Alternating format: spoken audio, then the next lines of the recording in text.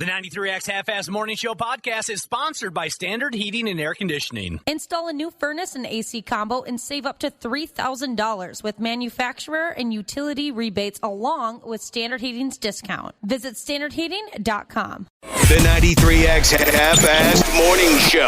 93X. Never before in the history of motion pictures has there been a screen presence so commanding, so powerful, so deadly. He's Conan the Librarian. Can you tell me where I can find a book on astronomy? Don't you know the Dewey Decimal System? Conan the Librarian. The public library. I'm just going to put my backpack down for 1 second, and it's gone. It's showtime. Music has been taken out of this portion of the Half-Ass Morning Show podcast for licensing reasons. No, it's killing me. Don't tell me. What if I gave you the year? You see, as many similarities as we have when it comes to... I had to turn it down because you'll get it right away once the singer starts. Oh, really? Okay. Yeah. You can just hit the intro again if you like. As many similarities as we have as far as our favorite bands and our favorite music goes, there was a gap there. There is a gap there still to this day where there were some early 90s hard rock bands that you were very passionate about and I mostly disliked. So you like this band. There is a gray area there. That riff sounded so... I'm going to go ahead and... was it YYZ, XYZ? No, you're thinking like a Y&T and XYZ. No. You've seen them live before. You got to play it again. It's one of my all-time favorite guitar players. Here we go. I don't know.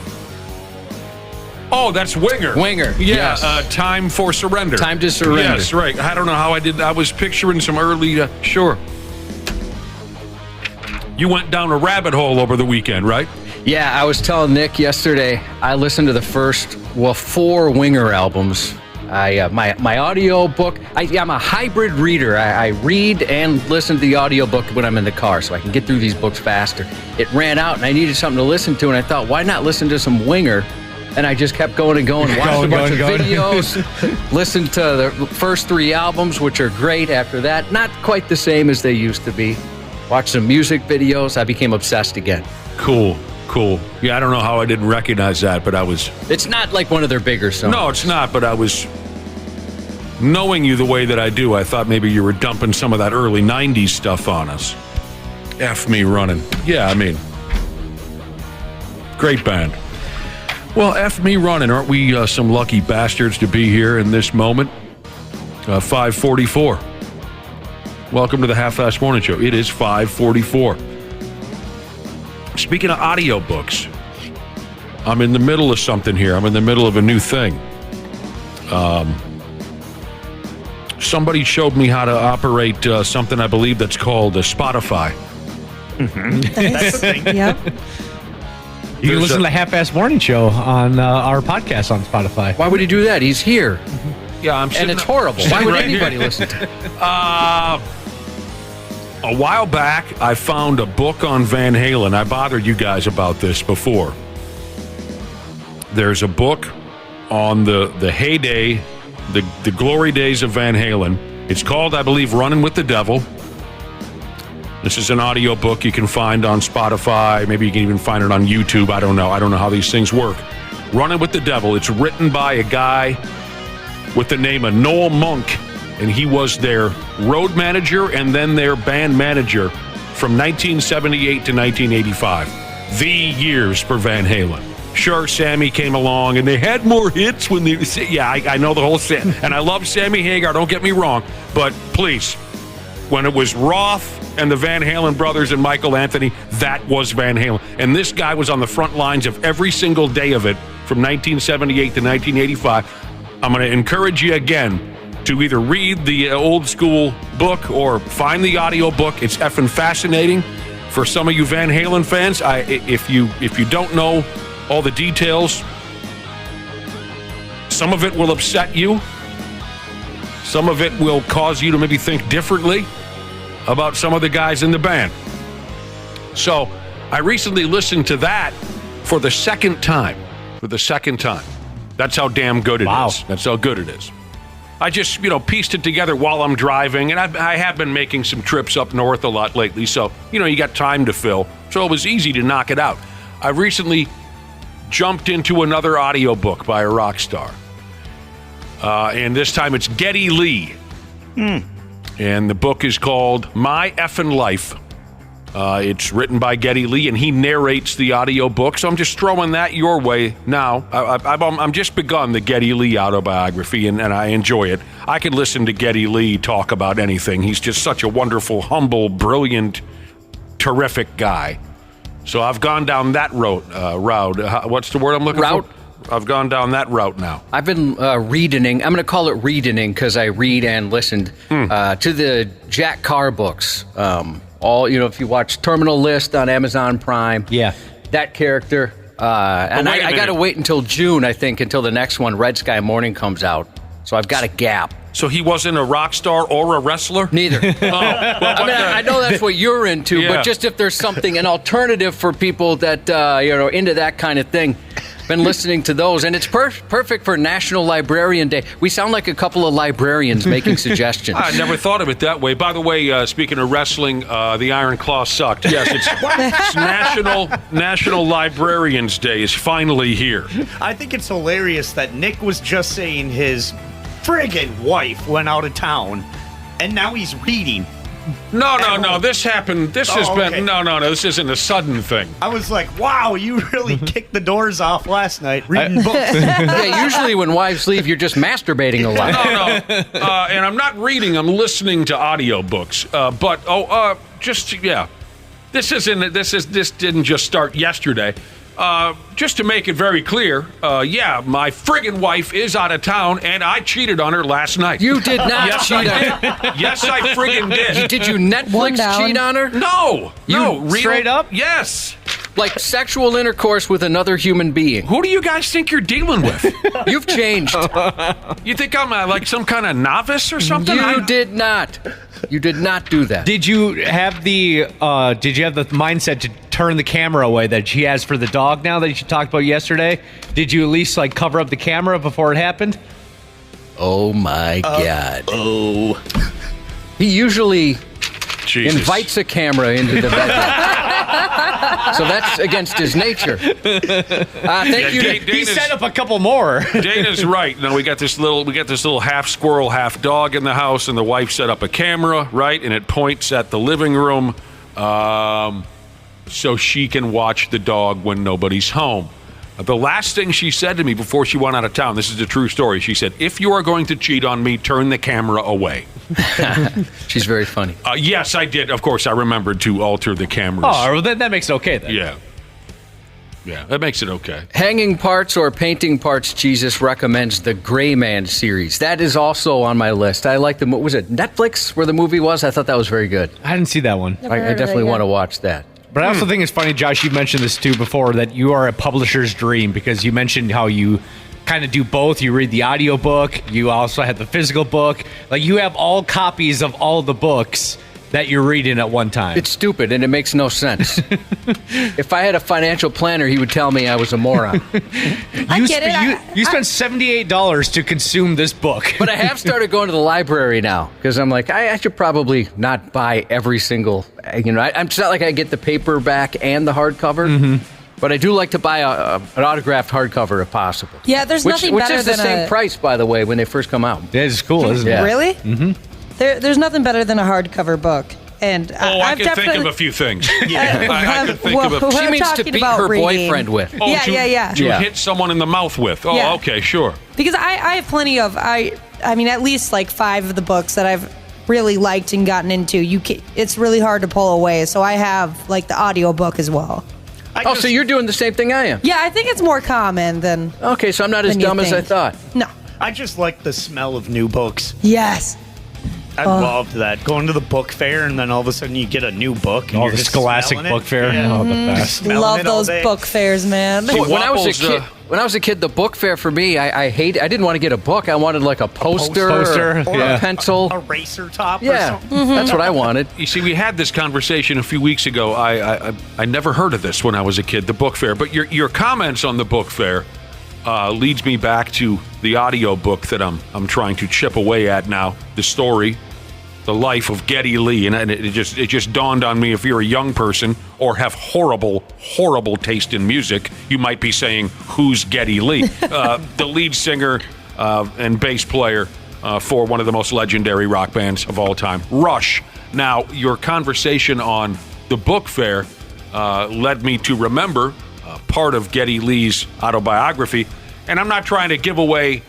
What's the term again, Josh? No spoilers? I'm not trying to play a spoiler role here, but I can't hold it. I have to go ahead and tell you.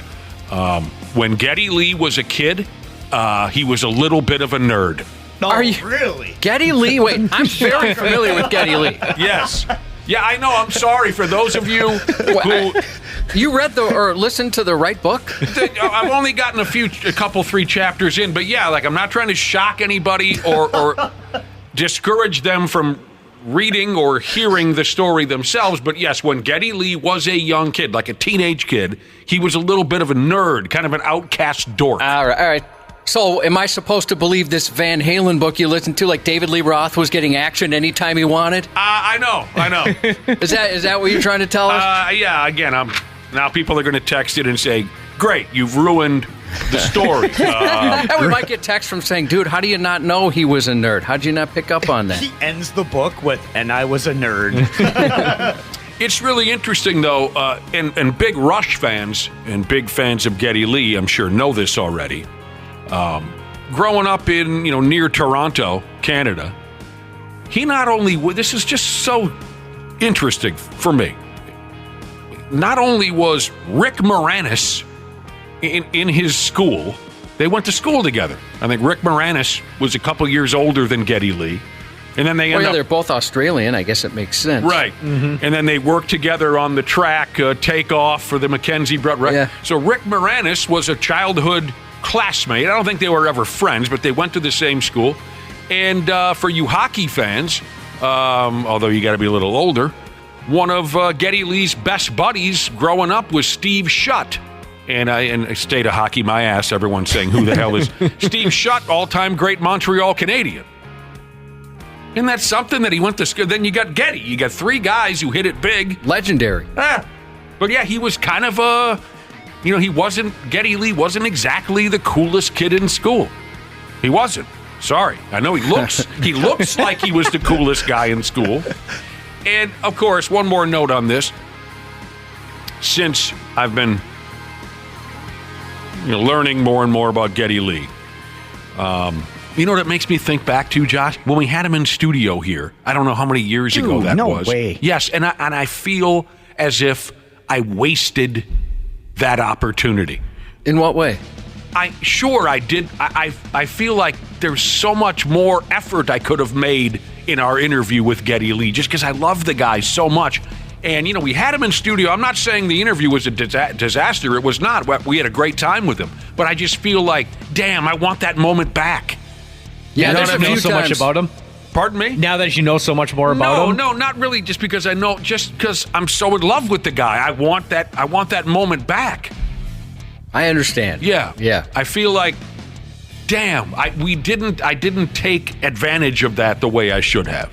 There's plenty of times I wish I could go back and change what was said, what I had said, or what I had done stupidly. Yeah. Whether that's falling on a family's table at a restaurant or just putting my foot in my mouth by accident, that kind of thing. There you go. All right, so it's National Librarians Day. We've got hot librarian Jesus. She Sure. texts in from time to time. Mm-hmm. I hear from her now and again, usually filth. I know 2 of them. 2 librarians, and I remember this came up not that long ago. And I'll tell you what, I know 2 librarians, good people. I always liked our librarians at school. Good people. They were always some of the nicest folks. Were they nice people? Oh, yeah. The ones that I know are just to the bone, good-hearted people. And like we were saying a few days ago, in today's day and age, librarians have to put up with a lot of public masturbation. Yeah, This wasn't a problem with the librarians when we were coming up, Josh. Not at all. But you put that godless internet on display there at the neighborhood library, and all the maniacs in town wander in to whack one loose. What a shame. Remember, back in the day, the biggest scandal is if somebody spoke above a whisper. Oh, yeah. You're terrified to speak above a whisper in a public library. They come after you. When you got into the librarian game in the 90s, you did not envision this much public masturbation. No. Or people having sex in the aisles or, getting wasted, threatening you with violence. Well, that's pretty much any job now, right? Pretty much. You're going to have a customer threaten you with violence for something that's in no way your fault. That whole whispering at the library isn't really much of a thing anymore, is it? I went to the library the other day to print something off, and there's, it's like they have so many like little activities for kids to do that, the kids were just being kids. They didn't change their voices at all. Do they have a ball pit? No, but they did have like all these really cool arts and crafts to the point where I was like, all right, I want to come back and do some crafts. So people aren't quiet at the library anymore. No, it seemed like it was just kind of like the same volume it would be inside of a store. Well, see, they're doing it all wrong. The one I go to is very quiet.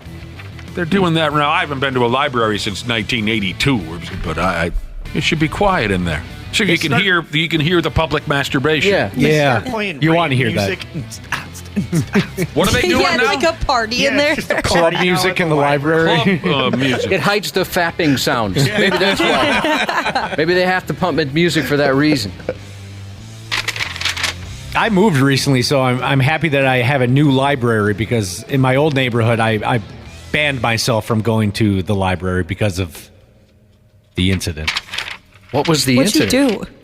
I was in the library one day just looking for books, and I had to go to the bathroom. So I just went and walked into the bathroom and sat down in the stall. And then as I'm sitting there, I hear some high heels like walking in. And I realized I didn't notice any urinals when I walked in. And I discovered that I was, in fact, going to the bathroom in the women's room. That's a horrible feeling. Yeah, you can't go back there ever again. I luckily have finally went in the right door. I luckily have never completed the process of evacuating myself in a bathroom that's a women's bathroom, but I've certainly walked in a couple of times, locked eyes, horrified with someone. Then I think, well, I'm going to have to register as a sex offender because I accidentally walked into this bathroom. Oh, it's all the same. And that's how I felt. And I was wearing shorts at the time. I have very hairy legs, so I immediately just pulled my legs up like this so nobody could look underneath. And so I wait for that woman who also had to go to the bathroom, and she left. And then I'm like, all right, coast is clear. I'm good. What if she just let one go? Number two. Oh, yeah, it's like the worst you've ever been next to. Never been in a bathroom where a woman has done that. Never once. So you waited for her to get in the stall, and then you made your escape. Yes. And as I'm like, all right, coast is clear, I bolt for the door. And as I'm about to open the door or pull the door open, it gets pushed open, and the librarian, who I recognize, who I've seen, who I've checked out books for, is walking in. And we lock eyes, and I just went straight to the door of the entrance to the library. I just said, I can never show my face here again. You didn't say anything? No, you said nothing. I said nothing. That makes it way worse. I know. Yeah, you should have indicated this was a mistake. I would never do something like this. No. But instead, she thought he did that on purpose. This is his thing. Smiling. No wonder he comes here so often. That is hilarious. Yeah, you can never go there again. You can't even go to the same street it's on. That's not right. Someone texted and says, does anyone remember the bookmobile? No, I don't. We never had a bookmobile. Yes, I do. Yes, I do. So it just like a big van or something shows up at your school? Yes, that's exactly what it was. See, isn't that weird? I remember the bookmobile. We never had a bookmobile. None of you have any idea. You guys all go touch each other over the what do you call it? Book fair. The book fair. I never heard of the book fair.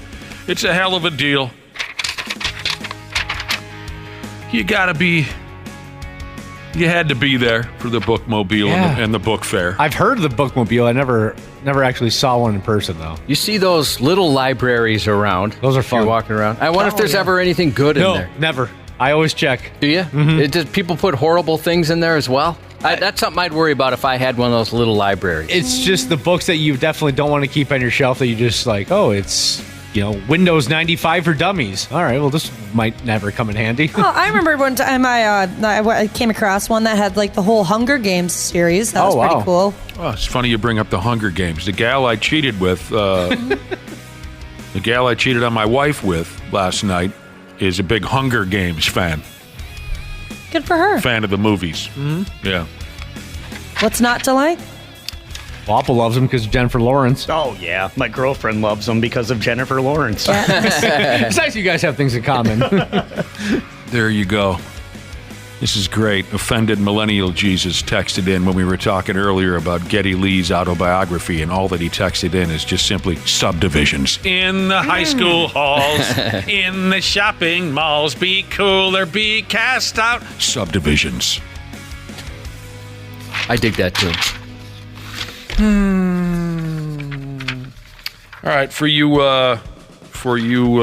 social media types over there, the young people, do you guys know this TikTok star who diarrheaed himself while trying to run the Boston Marathon?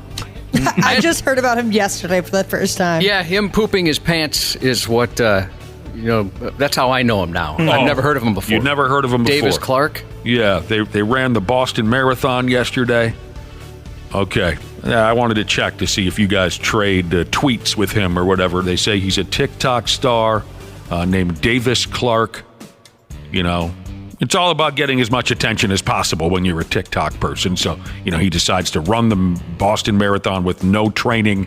And apparently, they'll do anything for attention. So you got to assume that maybe it's a scam just to become more famous. And then they'll do anything to gain that.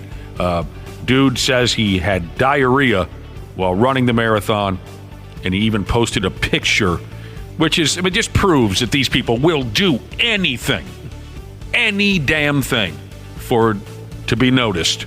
He sent a picture off on TikTok or Twitter of the diarrhea running down his leg. It's just disgusting and terrible. It was hard to see. Everything I have, people. 256. I my pants like crazy. I'm going after it all day, every day for the people. For the people. For the people. Thank you.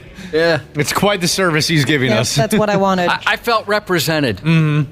Just disgusting and terrible. This little story has officially made me hate people saying, I'm locked in, bro. Like, I'm so locked in. He's locked in. I have heard that way too much in like the last year, Nick. I feel like it's you with the let's go thing. Okay. It means like, oh, like I'm ready. Like I'm gonna get this. Like it's all my focus is on this. Yep. Right, it's the only thing I care about. I can't with it anymore. This is what the young people are saying now. Like, They're saying that. Are you locked in, bro? I've never heard you so frustrated. I'm over it. You know what? You're locked in on this deal. It's good to have passions, Ashley. Ashley, being locked in, it's all part of your journey. Oh, gross. Oh, the journey of life. It's a journey that we're all on, and periodically we're locked. Sometimes we're not locked in. That's so funny. I was just listening to this podcast today, and it was a Dateline, and they're interviewing this guy who's like a beach bum, right? And he's getting very philosophical, and he's trying to say journey for your life journey, and he couldn't come up with the word, and it was so good. And I'm like, it's journey, but he couldn't think of journey. I've been there. Trying to come up with a word, and you can't. So there you go. What a friggin' deal we got going here today. Janel Klein and Dick Bremer will both be stopping by later at 7:30. Classing it up. Mm-hmm. Janel Klein and Dick Bremer. Right around 7:30.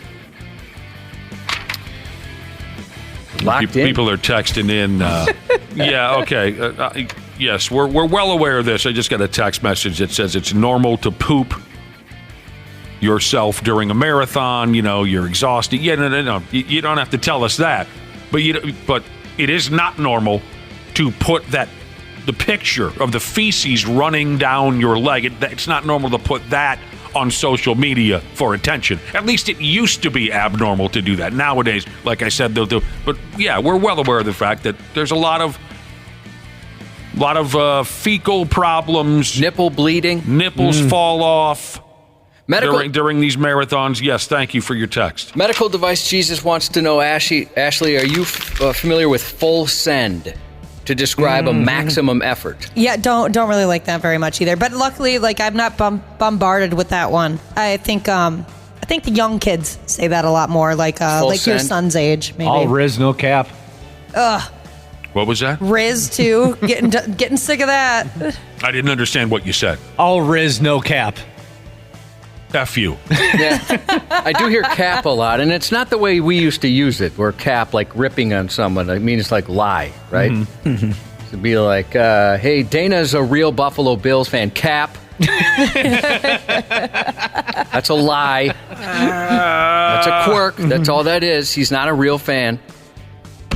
We got to get going again, shouldn't we, Josh? We should take a break and then come back for real. Probably not a bad idea. You want to? Yeah, I do. Crank up some Winger or some Van Halen or some Rush. XYZ. Before we're out of here, we're going to play those bands. We'll be right back on the Half-Assed Morning Show. Half-Assed Morning Show. They're loud, they lose control, they do their little circus act, they're a nuisance. 93X. Our experienced and certified technicians at Standard Heating have been trusted to keep our fellow Minnesotans comfortable and confident for over 90 years. We're ready to do the same for you, providing comfort you deserve since 1930. It is the triple savings spring sale at Standard Heating and Air Conditioning. Install a new furnace and AC combo and save up to $3,000 with manufacturer and utility rebates along with Standard Heating's discount. That's a trifecta. Visit standardheating.com. Just Capital is a nonprofit that tracks which companies are a force for good. Companies like Bank of America, which just earned the Just Capital seal. Bank of America is ranked #1 for ongoing commitment to their workers with initiatives like Sharing Success, which awarded 97% of their teammates additional compensation, nearly all in stock. This is the program's 7th consecutive year, awarding more than $4.8 billion in total. Visit justcapital.com to learn how a just business is a better business. Furnished by Just Capital. Stupid news on the Half-Assed Morning Show. It's perfect timing that we're beginning today's edition of the Stupid News right now. It's perfect timing because I am so locked in. I don't think I've ever afore been as locked in as... Gross. That is a big part of your legacy, is being locked in. Oh, there's no doubt there's a legacy that I'll be leaving behind when I'm gone. A lot of us are no better than animals. So many of us are simply violent, delusional animals. And you got to be on your toes because you never know when one of these overgrown little bitch babies are going to come uncorked. In Monterrey, Mexico, one woman bit off another woman's finger because woman number 1 thought that woman number 2 was using a gym machine for too long. One woman bit another woman's finger off because she thought she was using the gym machine. Let's see, I have it here in front of me. Don't tell me. The leg press. Oh, yeah, that's a hot commodity at the gym. There's usually only one. Are you going to give somebody else a chance at the friggin' leg press? That's funny. That last time I was at the gym, I had to go up to a guy and I was like, "Hey, like, what's going on here?" Because he was just sitting on his phone. Oh, looking at the phone on the machine. Yeah, I was like, how many reps you got left, man? Because this is my last machine I need, and I don't want. So I'm just like awkwardly loitering around, like. He got up though. I like it because you're sitting down. Mm-hmm. Any exercise you can sit down is pretty cool. It's a good thing. Heck yeah. A big old fight cut loose at the neighborhood gym. And the gym's security cameras recorded it all. A gal called Rosanna accused the other gal, Letitia, of using the leg press for too stinking long. Letitia, who was 66 years old, by God, she jumped up off the leg press machine and got all up in Rosanna's face. In the face. Right? And that's when they started to scrap. Other folks tried to pry them apart. But these two gals were running crazy hot. Rosanna, who is 44, much younger than her counterpart, she grabbed Letitia by the hairdo and started dragging her up and down the gym floor, just mopping the floor with her mug. Ba, ba, ba! That's a staple in fights between women, it seems, doesn't it? Watched enough of those videos on World Star Hip Hop to see that the hair pulling is pretty common. They go right for the hair. Eventually, Letitia, she's getting her ass kicked. Letitia got Rosanna's pinky finger in her mouth hole. And that's when she went ahead and bit the damn tip smooth off. After the fight, they finally got these gals separated. When Rosanna saw that her pinky finger was a goner, she fainted. She just fell unconscious. Someone from the gym staff is shown in the video fanning her with a towel. That's a fun day to be working at that gym. Does that do anything? Like you see that, right? Yeah. In movies and TV. Does that actually do anything? I don't think so. I don't know. Fanning her with a towel. And I know I know what you're saying. You're saying you're a towel, is what a lot of you are probably saying right now. There are pictures online. If you want to take a look-see, there are pictures online of Rosanna's bloody hand, and there's a picture of the fingertip in a plastic bag. Anybody? Yeah, I saw it. Yeah. I'm going to go out of my way to not see it. Police swung by and arrested both women's. And both of their gym memberships have been revoked. Yep. Saw that one come in. Too bad there's no other gyms. Well, I don't know. There's a lot of them. Is that what you're saying these days? Yeah, there's so many different ones. It's currently unclear, it says here, if doctors were able to reattach the little bitten off pinky nugget. I don't know if they're going to sew that back on or not, Cubby. That'd be crazy to see. That'd be so much fun. Are you serious? If I was just like working out at the gym on the treadmill and all of a sudden I saw something like that go down. That's horrible. I would be so interested. Oh, man. No, thank you. I don't want to see somebody do that to someone else. You're a towel, Ashley. I'm with Ashley. I want front row seats for the next time this happens. I do. It gets boring at the gym sometimes. It is boring. It is very boring. It's boring as hell. There was, maybe it was like 2 weeks ago, there was a lady using a machine. She was working on arms, and she looked like she couldn't really figure out how to do it. And so when she was like coming out of her rep, it looked like she was going to like hurt herself. And this guy ran up and like went to grab it to help her, and she freaked out. And they have like a 30-year age difference. Like, it was just like this young guy, probably about my age, helping like a woman in her 60s at least. And she freaked out and was like, "Don't touch me." Like thought he was like trying to make the moves on her or something. And then she went to continue to insult the way he smelled. She was like, "You smell awful. I don't want you anywhere near me." I thought you said the gym was boring. No, well, this is the only time it wasn't. I was really, really interested in that. Does everybody have all their fingertips? I do. Yes. Yeah, the joke would be on someone who bit my the pinky finger off. That's my ear scratching finger, and I can guarantee it's been in my ear. Dude, you got so much earwax in your mouth now. You're eating ear. Yeah, joke's on you, bro. You have my earwax in your mouth now. In 7th grade, a kid cut off his fingertip in woodshop class. That was hilarious. And then one of my buddies cut off his own fingertip on accident. Well, more or less pinched it off. Stupid bastard. I think we were right around the same age, like 13. He's riding his, how do you call it again, like BMX bicycle? And the chain was a little loose, right? So he's got his finger down there in the chain and the sprocket trying to figure out why is my chain so. But he forgot to stop pedaling, and he snipped off his own finger in the sprocket with the chain and the pedals and the bicycle. Oh, yeah. no. Ooh, it ouch. was hilarious. I bet that hurt a lot. Oh, he screamed like a tire slang in Jesus brings up a good point. You know, biting off somebody's fingertip might be an easier way to get out of a gym membership than just the normal way. Yeah, right. It's more painful to try and cancel your gym membership. They get you locked in. True, yeah. They put you through hell. Mm-hmm.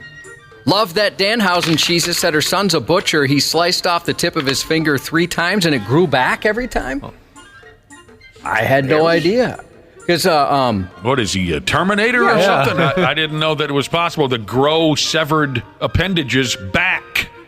Yeah, because I know a woodworker, and he's cut off the tip of 2 fingers, and they have not come back. My fiance's dad, he is missing the tip of his finger, got caught in a trailer hitch.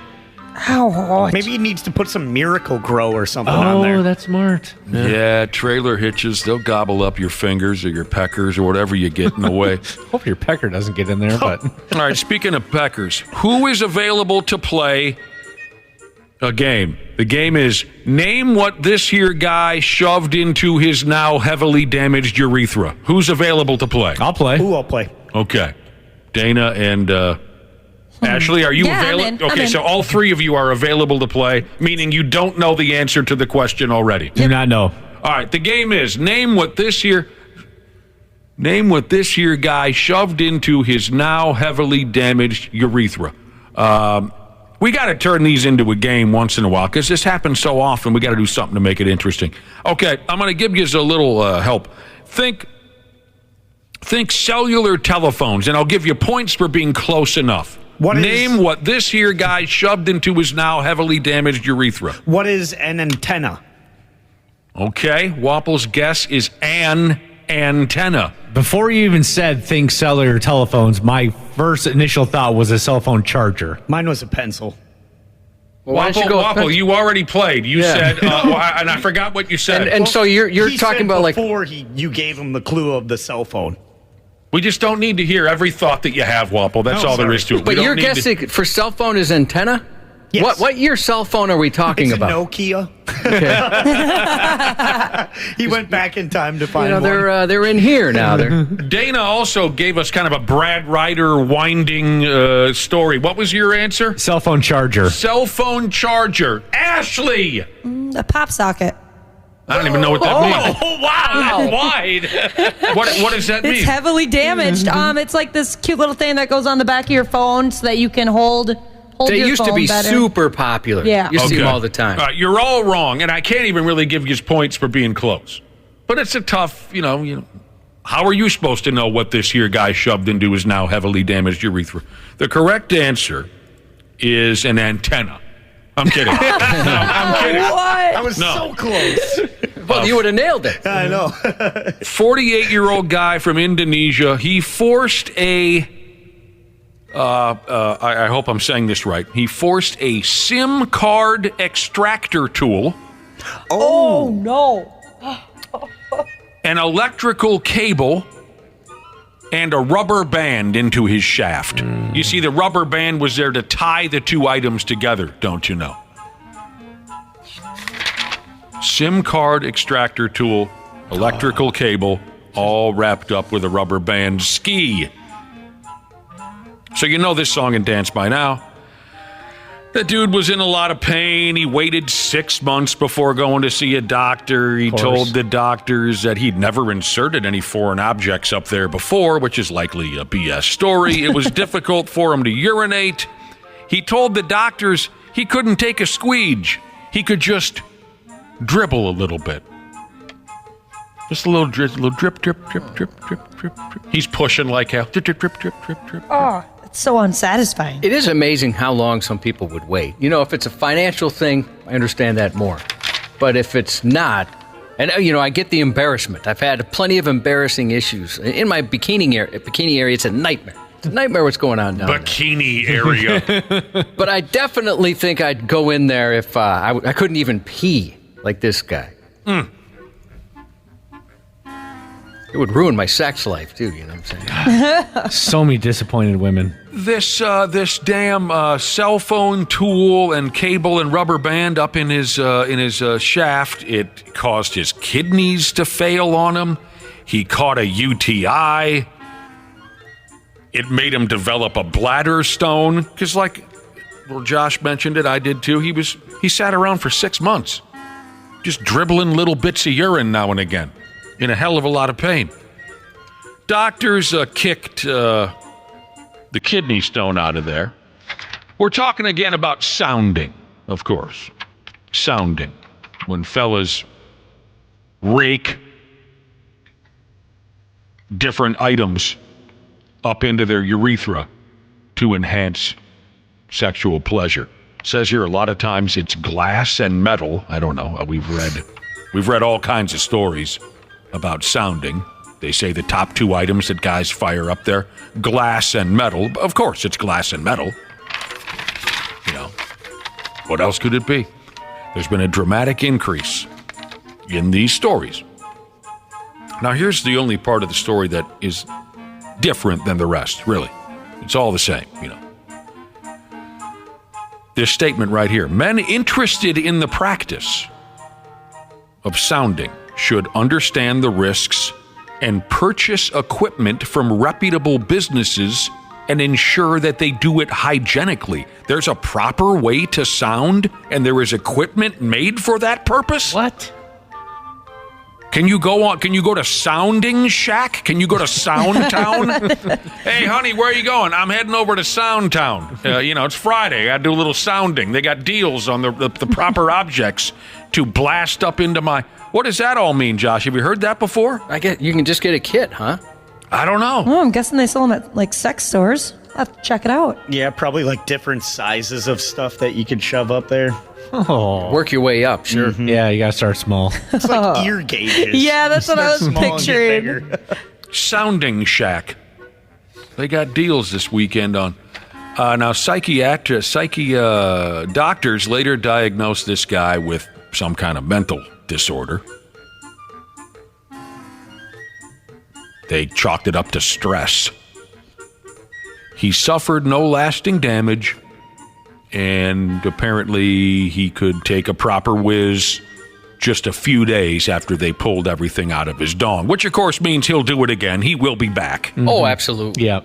I feel like once you get into that, once you go that far, you're in it for life. Kind of like the NWO. For life. That threw me when I read the part about, if you're interested in sounding, they make it seem as if, no, this isn't something, buy your equipment from a reputable business. You can get some on Amazon. You can get some at Walmart. Oh, wow, yeah. What? And you're right. Oh, yeah, they Sounding Depot. They start small and they get, way too big. Yeah, there's a whole kit. Uh-huh. It looks like a screwdriver kit in the way that you got just a bunch of varieties. Uh-huh. Oh. That's not right. No, Nice- it's not. Nice travel kit for you, too. It's not right. Oh, I'm glad I clicked on that Amazon link, so now my targeted ads are just going to be messed up for weeks Good. now. Yeah, there's no way I was looking that up. Yeah, like they weren't already. Yeah, I like the German stainless one. It seems to get some pretty good reviews. So now let me ask you this, Josh, being the father of a young boy. Now that this is becoming common, here's a text from manufacturing equipment maintenance technician Jesus. You can shorten that up a little bit. I'm sorry, I lost my cool. He texted in and said they're normalizing it, sounding. So let me ask you this, Josh, as the father of a young kid. Now are parents going to have a sex talk? Here's how you have sex. Here's what happens. Babies are involved in this. Oh, hey, I got to tell you about masturbation. Now do you have to have a sounding conversation with your son? Yeah, I guess maybe in general terms, right? Don't stick it. Well, I would think you don't want to stick things up there. Maybe I have to say, not to kink shame. I don't know what. I think I would be okay if obviously I don't have children, but I think I'd be okay telling my kid hey, let's stay away from that. This shouldn't need to be That's said, what I'd say, but I didn't want to piss anybody off. Yeah. That's exactly what I'd say. I'm going to state the obvious here, son. I think I'd tell my son, if I ever find out that you shove something up your urethra, If I ever find that out, guess what? I'm going to do it to you next. Oh, my God. Right? You won't like that, will you, son? No, I'm scared straight. Not really. Kind of like make him smoke the whole pack. Yeah. Yep. When you get caught smoking a cigarette. If I find out you did that, I'll be the one to do it to you next. Me and a few of my buddies. No. Do you think anybody does the sounding kit, though, and stops there? Like, I think once you max out with the sounding kit, you must be like, what else can I use? There's probably more kits for folks that can do that. Oh, man. They're just looking longingly at your hubcap. Well, I can get that up there. Here's a text Do you dare me? Nibbles and Bites Jesus. How does an orgasm work if the pipe is clogged with Radio Shack gear? I don't know. Radio Shaft. I don't know the answer to that question. Do you clog it up and then you remove it and then you orgasm? That's got to be the only answer to that question. What a disappointing orgasm that would be as far as the visuals, don't you think? If your urethra is so stretched out, I'd be disappointed. Yeah, now I kind of want to know. You want to know what? Like what? I'm sure you could look it up if you really wanted to. Exactly happens. I don't want to be like Dana and have my Google all messed up. Well, that's your work computer, isn't it? That's my everything computer. All right, now here's a guy who broke his pecker just rolling over in his sleep. There's that old Viagra joke. What's that Viagra joke? Hey, did you hear that they're handing out Viagra in the old folks' homes? Yeah, they're trying to get the old boys to keep from rolling out of bed. Guy broke his pecker in half just rolling over in his sleep. The story says here that the poor bastard now has what they call an eggplant deformity, or at least he had one. Oh, boy. Temporarily, because of he had to undergo emergency surgery after fracturing his Johnson in 2 places while sleeping. This is a 27-year-old fella from someplace called Tunisia. He rolled over with a boner, and it broke. They say there was an audible snapping sound that woke him up. Oh, that's terrible. I've had that rollover in that condition, and that is painful. You rolled over on top of your own hard-on? Yeah, but thank goodness. One, it's not big enough to make it real damage, but I can't imagine hearing that sound and then having those, why? And then having the eggplant thing go on? Oh. There was an audible snapping sound. It woke him up. He thought someone was trying to kick in the front door. No, and it hurt like a bastard. This dude is tough. He let it ride for 36 hours before he gave in and let a doctor. Oh, dude. It's way too long. I could see waiting that long. Oh, I could not. Wouldn't you just think it's going to go away? Yeah. This will go away. Down. 36 hours. He walked it off before he finally let a doctor take a look at his Franken prick. And I guess for a while, his little acorn was pointing off to the right. This was the initial damage done. He was hanging. His pecker was taking a right, and there was a big, juicy blood clot in there, too. It wasn't pretty. Eggplant deformity. I was telling you about that earlier, where your wad is all swole up and purple. But apparently he'll be all right. They stitched him up. He'll get his normal dong color back and all that. It'll straighten back out, too, I think.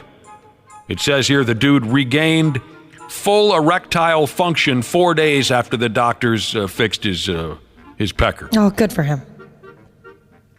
Sounds like we have a happy ending, then. That's good. Rolled over on the bastard. Owie. I've sat on my nuts a few times. I don't know if I've ever rolled over on... I remember the first time that happened. Mm-hmm. Sat on my nuts again. I love that ad. Oh, What was that's that a funny ad, yeah. Something about the nut bra? Yeah. Something like that? Nut bra. Oh, kind of holds them in there for you. Do you guys think about that when you, like, every time you go to sit down, where the position Of your balls are, yeah. Not every time for me, but if it's an unfamiliar stool, yes. Mm-hmm. Yeah, definitely. Especially if you've had one slide on you where the seat does a little slide, that's the danger. It's good to know. The toilet bowls I got at the house, I trust that they're going to be kind, but if you're in a stranger, I don't know. Is this thing going to try to bite me or what? Has this ever happened to you? What's wrong? I sat on my damn nuts again. Technology's a hell of a deal. What do we got here? What do I got? Over the past 10 years, it says, we've gone from having no idea who was showing up at our doorstep to now we're alerted that someone is walking up and we can see who they are. You know, the doorbell camera gimmick, right? You guys all got that thing cooking? You got the doorbell? I do, yes. We do, no, I don't. Right. Nowadays, you can see who's coming. You can get alerts, all that. Now, the next innovation in doorbell porn is a device that is armed to shoot someone coming onto your property. That's going to go very well. Oh, no, we took out the Devani's guy. Mm-hmm. Oh, those Girl Scouts are just trying to sell us cookies. Not the Girl Scouts. There's apparently a Kickstarter on the way. I'm not sure what that means. Where you can fund it. Yeah, to get it going. Yeah, you give a little money and... Oh, I'm so sick of that crowdfunding and GoFundMe and all that stuff. I mean, of course, as you know, for certain things, it's great. Mm-hmm. But so many people take advantage of that crap. Anyway, there's a crowdfunding, whatever, for a device called Paint Cam Eve. E-V-E. Like New Year's Eve. Paint Cam Eve. And it has the ability to fire paintballs at a target with what they call here ultra-high precision. So, an intruder, a kid who's TP in your house, whatever. It's a smart device with facial recognition. The paintball gun can be triggered by you as you're watching on the app, or it can be automated. And what could go wrong there, right? You end up taking out your grandma's glass eye with an unintended shot, right? What could go wrong? It doesn't just shoot paintball pellets. It can also be loaded with cartridges that can dump tear gas upon fools. Oh, dude. Paint Cam Eve is from Slovenia. There's no word on how much it'll cost or what the fees will be to keep it loaded with paintballs. And as the story closes out here, and what I was hinting at a minute ago, of course, there's another cost. The lawsuit you're about to be hit with if this damn thing shoots someone in the orbital bone. Yeah. Or accidentally hits a kid in the face or a pet or whatever. It takes out a neighbor just walking their dog by. A Christmas caroler loses his testicle because you forgot to turn your paintball guns off of attack mode. I would forget and end up like hurting myself. Yeah, you walk up to the front door to grab a package or something and thump. Or you trip over the Amazon guy you just knocked out and crack your head on the sidewalk or something.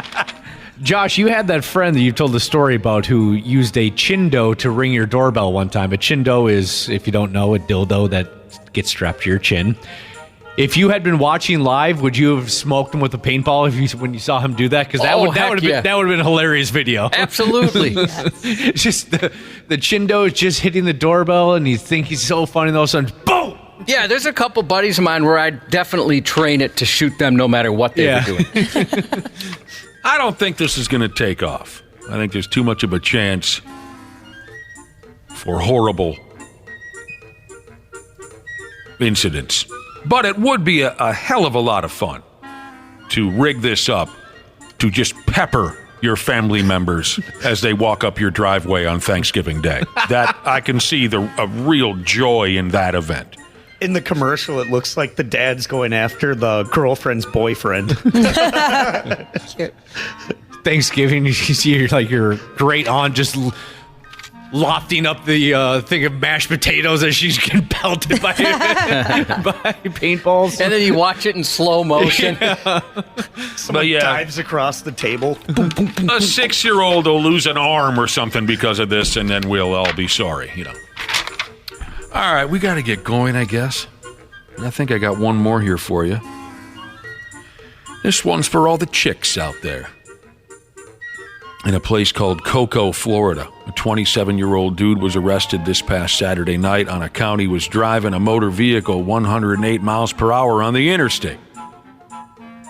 Someone saw the dude just a-blasting down the road. He was weaving through traffic. He was driving in the emergency lane, he was. Cops rang him up going 100 plus 8. When they pulled Dinkus over, he said his name is Axel Sobervilla, not my kind of villa. Axel Sobervilla. But anyways, when the cops asked the dude what the hell gives with the dangerous driving, he said he was in a hurry to see his girlfriend who lives up there in North Carolina. We were just talking the other day about the strangest or wildest thing you've done to get some sex, and obviously this guy, that's got to be what's going on here. Assuming that he's telling the truth, I would think that all the ladies would want a man that needs them that badly. But he's going 108. Would you actually, would you think there's a little too much desperation there? They'd be a little bit of a turnoff. Yeah. Somewhere in the middle. Well, but we don't know the like situation. Excited, but not too excited. She might have said, I have just strapped myself down to the sex swing, and I'm covered in chocolate mint ice cream. Get your ass over. You know what I'm talking about? We don't know what she said. I'm on lunch break. I only got 20 minutes. Get here now. Well, that's the story we talked about a couple weeks ago. That was the exact... I'm guessing most of you gals wouldn't want your man to end up legless from a terrible car wreck caused by driving like a complete jag-off, but it's the thought that counts. I would think that most ladies would go, wow, he really needs me. This dude was arrested and taken to jail, so no Saturday night in-out for that lover boy, at least not from his Tar Heel girlfriend, at least. 108. That's cruising. Yeah, you'll get pulled over for that. Not many cops are going to let you go by at that speed. Not at all, Cubby. Not at all. Sports on the 93X Half-Assed Morning Show. With the first pick in the 2024 WNBA Draft, the Indiana Fever select Caitlin Clark, University of Iowa. What's up, Caitlin? Welcome to Indy. Welcome to the squad. So excited to have you here. Caitlin, what's going on? Welcome to Indy. Excited to have you on board. Looking forward to a hell of a season. Caitlin, what it do? Congratulations, #1 pick. I already know it's popping. Welcome to the city. Let's get it. Caitlin, what's up? Just wanted to welcome you to Indy. So glad to have you. Can't wait to watch you play. What's popping, Caitlin? Me and Shep here. Just wanted to say congratulations on being the #1 pick to, obviously, Indiana. Super excited to see you play. Can't wait for you to get here. You got anything to say? Two big fans here. Excited to watch you ball out. Go Fever. Who are all those people congratulating that poor man's Lindsay Whalen, Caitlin Clark?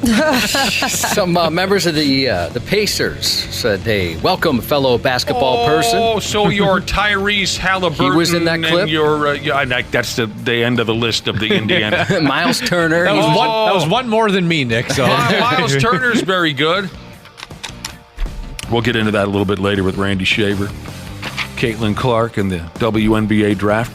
A couple of text messages I wanted to throw your way. We started, what were we talking about? Whose finger came off? Why were we talking about fingers coming off? The lady at the gym whose finger was bit off. There was a brawl at the gym. One lady bit another lady's fingertip off. Got a text message from Wisco Maple Syrup Jesus. He said years ago, his grandpa accidentally cut off 3 of his own fingers. He did. Doctor sewed him back on. But a year later, he tripped and fell, and one of them fell off again. Oh, no. Oh, that's bad. It's like when you get a chipped tooth fixed. That's not supposed to happen when your finger's sewn on. I hope that's covered under warranty. That should last longer than that. Or maybe it's just a sign you didn't need that finger. My finger fell off again, Grandpa had to say to Wisco Maple Syrup Jesus. And then what else were we talking about? Oh, there's this new gimmick. It'll never be a real thing, but they're working on it in Biafra or some faraway world. They're working on some kind of a paintball system that will fire at folks on your property if you don't want them to be there. Someone walking up to the door. Thup, thup, thup, thup, thup, thup, thup, kind of a thing. You could mess with the neighborhood kids. It's a thing. Some kind of paintball system. You can shoot at people from your home. Left lane driving in Wisconsin, Jesus. He says he has an assault sprinkler on his property that's connected to a motion detector. That's hilarious. I'd like to see that at work. He says it's available on Amazon, an assault sprinkler with a motion detector. Here's the deal. In a half hour, Randy Shaver's going to be here. So is Jungle Jane, and so is living legend Dick Bremer. I'll just tell you this much right now. Twins, Boston, Baltimore. By damn, they did. 7-4. There was an all-time play in this game. All-time play in center field by the Baltimore Orioles. Cedric Mullins. Unbelievable catch. He's their version of Byron Buxton. I'm sure we'll talk to Dick Bremer all about that. The Pigs won in Los Angeles by a score of 3-1 last night. They'll wrap her up Thursday night at home.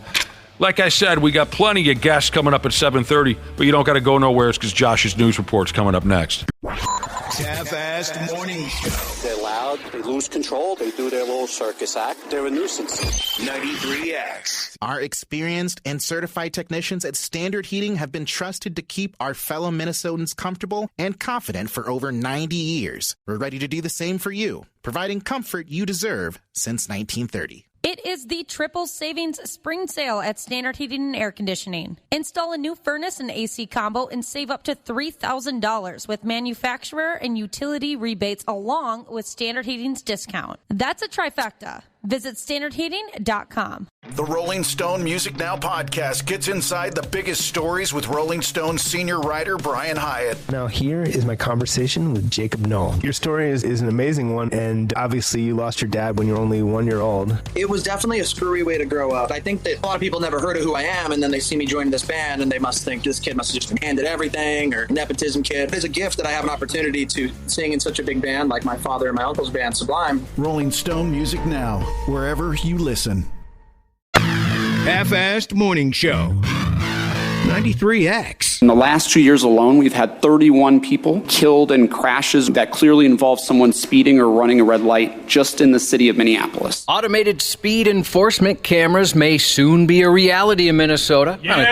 On a trial basis. Suck it. The Senate Judiciary and Public Safety Committee approved Senate File 2026 Friday, which would authorize those devices as part of a pilot program in Minneapolis, Mendota Heights, and two outside the Twin Cities metro, they said. Be selected later by MnDOT. They'll pick those. The camera would capture images of the speeding car's license plate. The system would send a copy of the photo and a warning to the owner of the vehicle. If there is a second offense, the owner of the car would be given a choice between a $40 ticket or taking a free driver safety course. The camera will be taking a picture of the license plate. That ticket will be sent to the owner of the vehicle. And if the person who owns the vehicle is not driving, then they can go to a court of law and let folks know that they weren't the driver. I think plenty of people would be happy to pay even more than $40 to get out of that class. What? I'm curious how I do, though. Well, how you would do in the class. Mm-hmm. Why risk it? Yeah. What if they say, hey, we're taking your license away for a little while here, pal? We made a big mistake 22 years ago giving you a driver's license. We're revoking this now. Some legislators cited the fact that Minneapolis drew a lawsuit the first time the city installed red light cameras years ago, but the city's legal staff and other experts have assured the current version of the bill will stand up to constitutional challenges. And in a poignant example of when speeding goes wrong, it's not every day a car flies through the air and lands inside a house, but a California neighborhood captured one on video that you can see on 93x.com.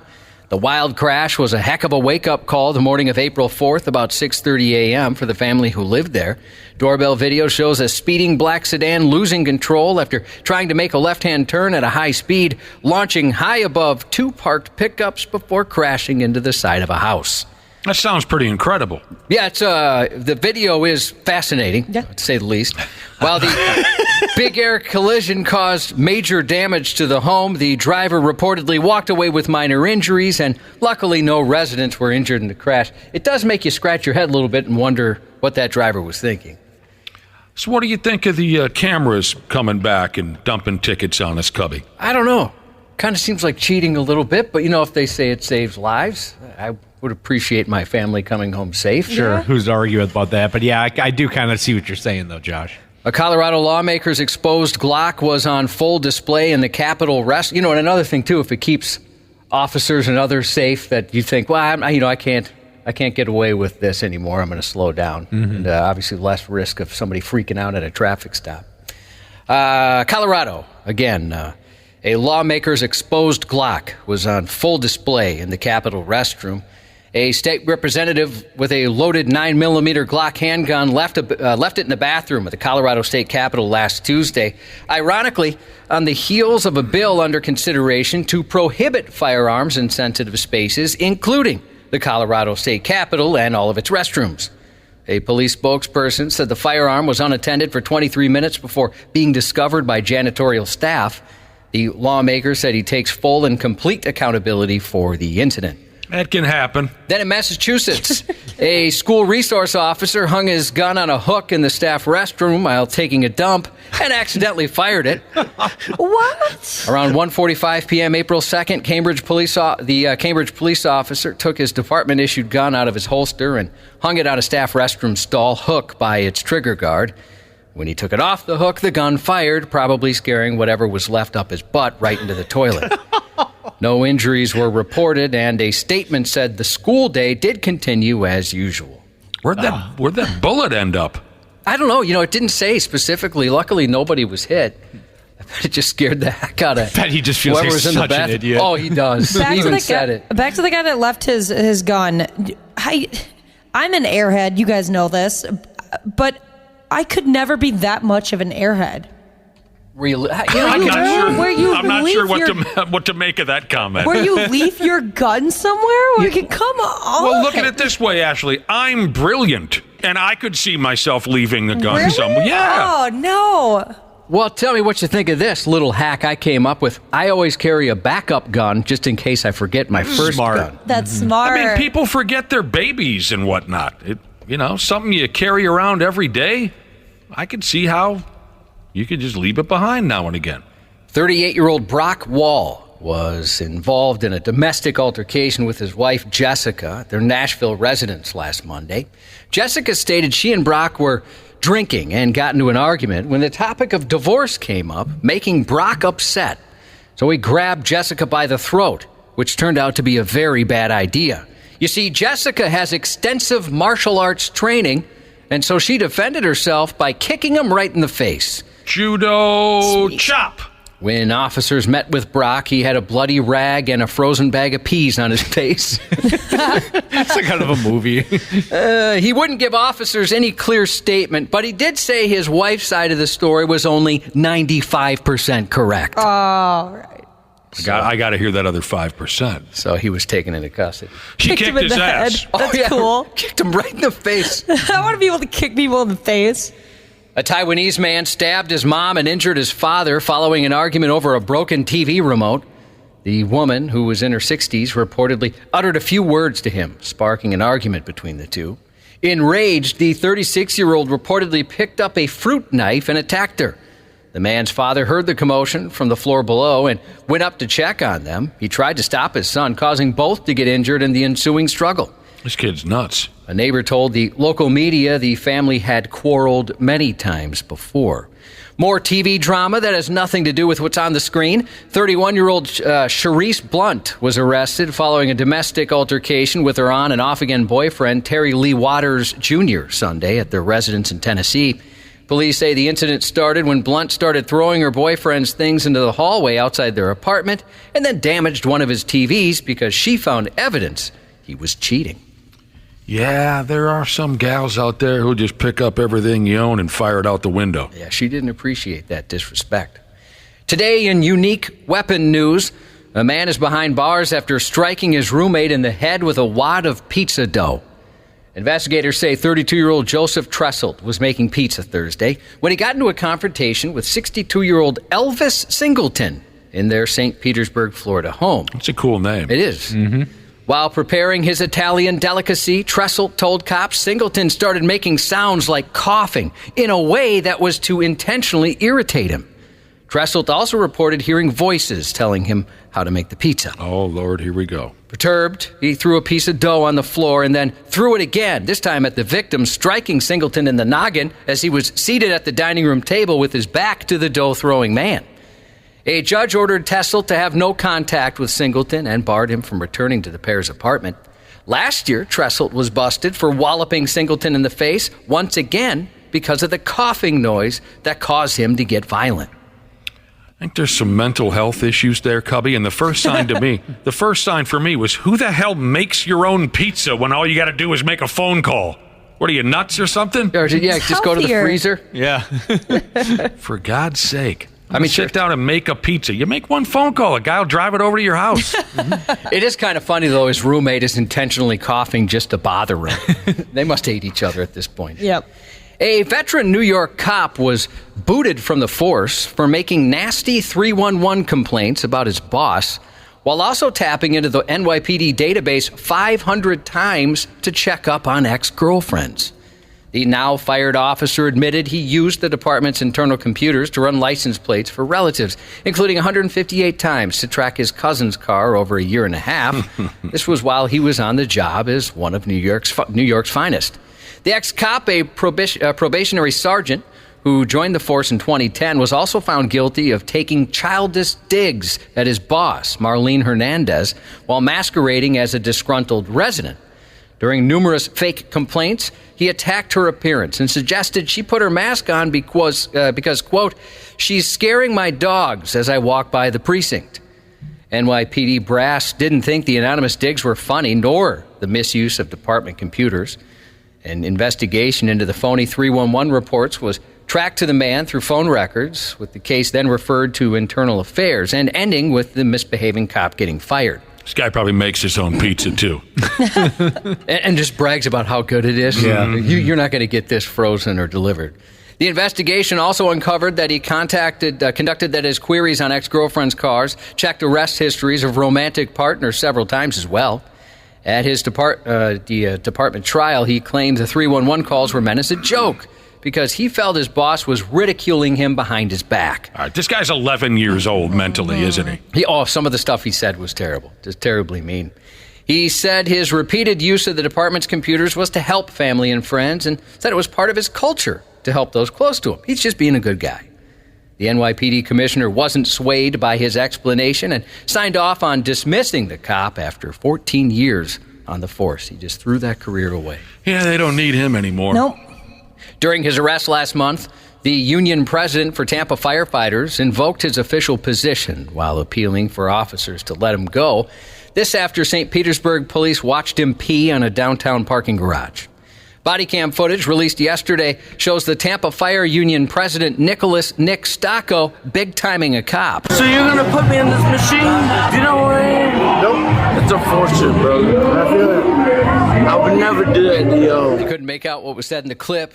In the early hours of Sunday, March 24th, Stocco, clearly drunk, said to the cop, "Do you know who I am?" "Nope," the officer hilariously replied. According to a police incident, report that he was clearly intoxicated at the time. Despite being caught urinating on a wall, he claimed he hadn't done anything wrong.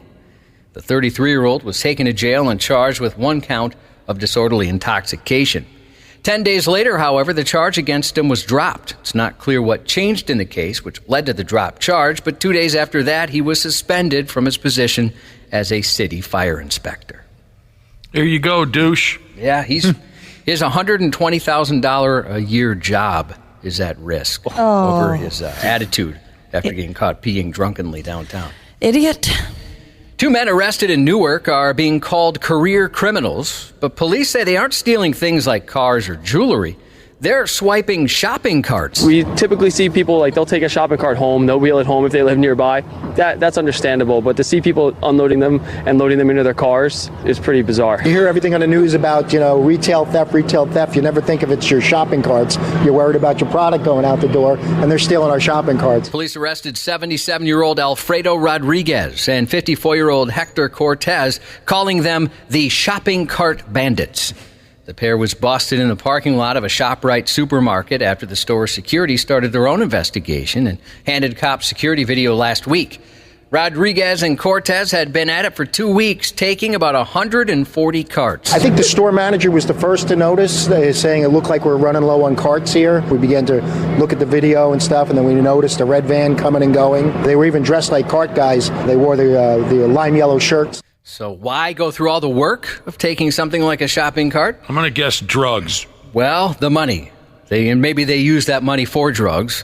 They go for about $200 a piece wholesale. The 140 carts, it's almost $28,000 worth of shopping carts. We believe that they're selling them to like smaller bodega-style places, or they've been scrapping them. But they had proceeds on them. They're making cash. Cash money, yeah. Who knew? Not me. Apparently stealing shopping carts is more common than most would believe. The Food Marketing Institute estimates 2 million shopping carts are stolen each year. That's insane. He got this idea from Trailer Park Boys. Bubbles and Ray. Oh, did they do that? They do that? Oh, yeah. What about Shoresy, dude? Nah, Shoresy wasn't in there. He was just playing hockey. That dude's funny.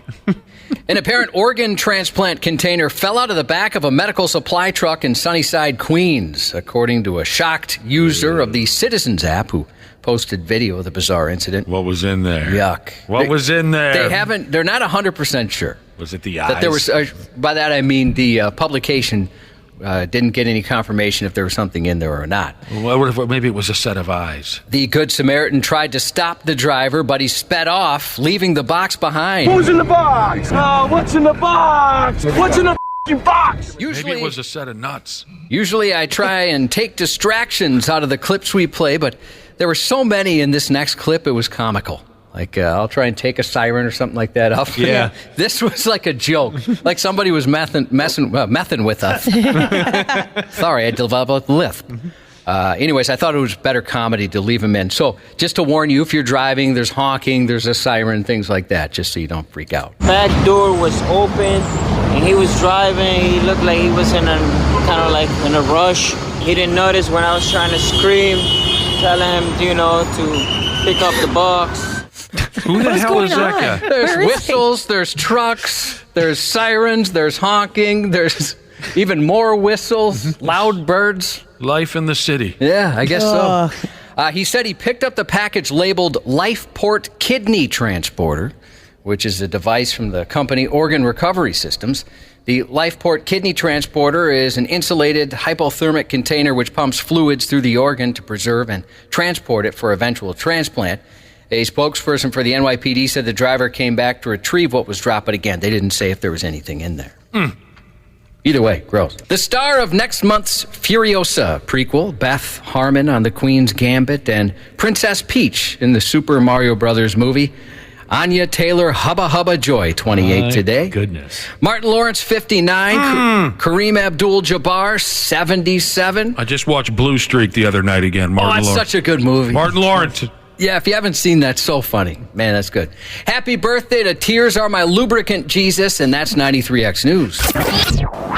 Minnesota Twins interview on the Half-Assed Morning Show. And Farmer hits a line drive, sailing away from Mullins. Oh! An impossible catch. Oh, my goodness. Tip your cap, Cole Irvin. Tip your cap, everybody. Cedric Mullins, insane in center. Are you kidding me? There's no way he can get to this ball. He shaded the right center field, but lay out, Cedric. My gosh, you won't see a better play maybe this entire week in baseball. I'll tell you what. That was a hell of a grab. We'll get to that in just a minute. It's Tuesday morning. It's a big day for us, along with Randy Shaver and Janel Klein. Hello, Randy Shaver and Janel Klein. Hello. Good morning. We all collectively get to welcome one of our favorite people into this operation, Dick Bremer. Good morning, Dick. Good morning, good morning, good morning. Yeah, what's on your mind, Mr. Bremer? Well, it's a little early on a rainy day to be even thinking baseball, I guess, but the weather's better in Baltimore, and the Twins are struggling to score runs right now, and that probably shouldn't take anybody by surprise with Royce Lewis, Carlos Correa, and Max Kepler all on the injured list, and those three guys would be somewhere in the top 5 of the batting order. So I don't think anybody should be too surprised that they're scuffling to score runs. And then you see a play like Mullins made last night, and that's kind of piling on a little bit when you're scuffling to get hits and score runs, and then something like that happens.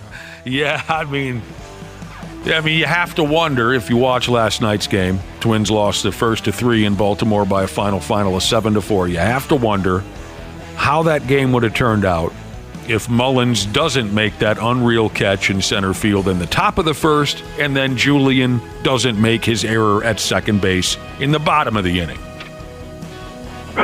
Yeah, I mean, scoring first is really important for a team that's scuffling. And just one more thought on the Mullins catch. I remember last year he made an incredible catch against Byron Buxton out there in center field in Baltimore, too. And it's like he's a good defensive player, but his maybe 2 highlight catches have both come against the Twins in the last couple of years. Oh, man, if you haven't seen the grab from last night, Cedric Mullins, that was just lights out. I mean, we've seen plenty of that from Byron Buxton, and even go before that to Torrey Hunter and Kirby Puckett. We've been lucky when it comes to highlight reel center fielders, but still, we shouldn't be too spoiled if you haven't seen Cedric Mullins' grab last night. That was lights out.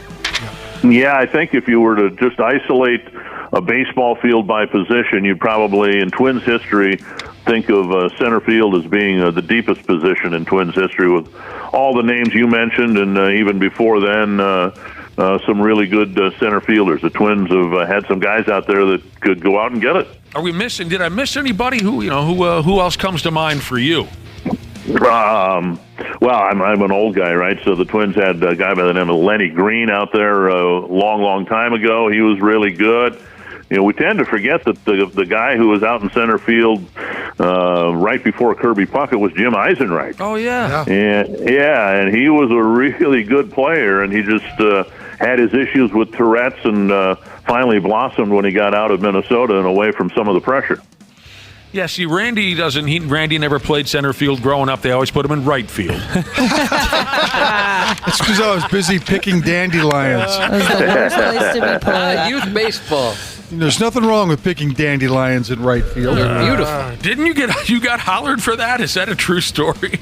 What's that? Was that a true story? No. I got hollered at because I had made 6 errors in 1 inning. Oh. Told you that story. Wasn't the other team that yelled at you too? It was the mom for the other team to take me out. Yeah. Put him out of his misery. Yeah. That's awesome. I love that story. I hit the white shed behind first base twice from the shortstop. Oh, no. Randy. Yeah. The second time I hit it, that's when the woman said, "Take him out."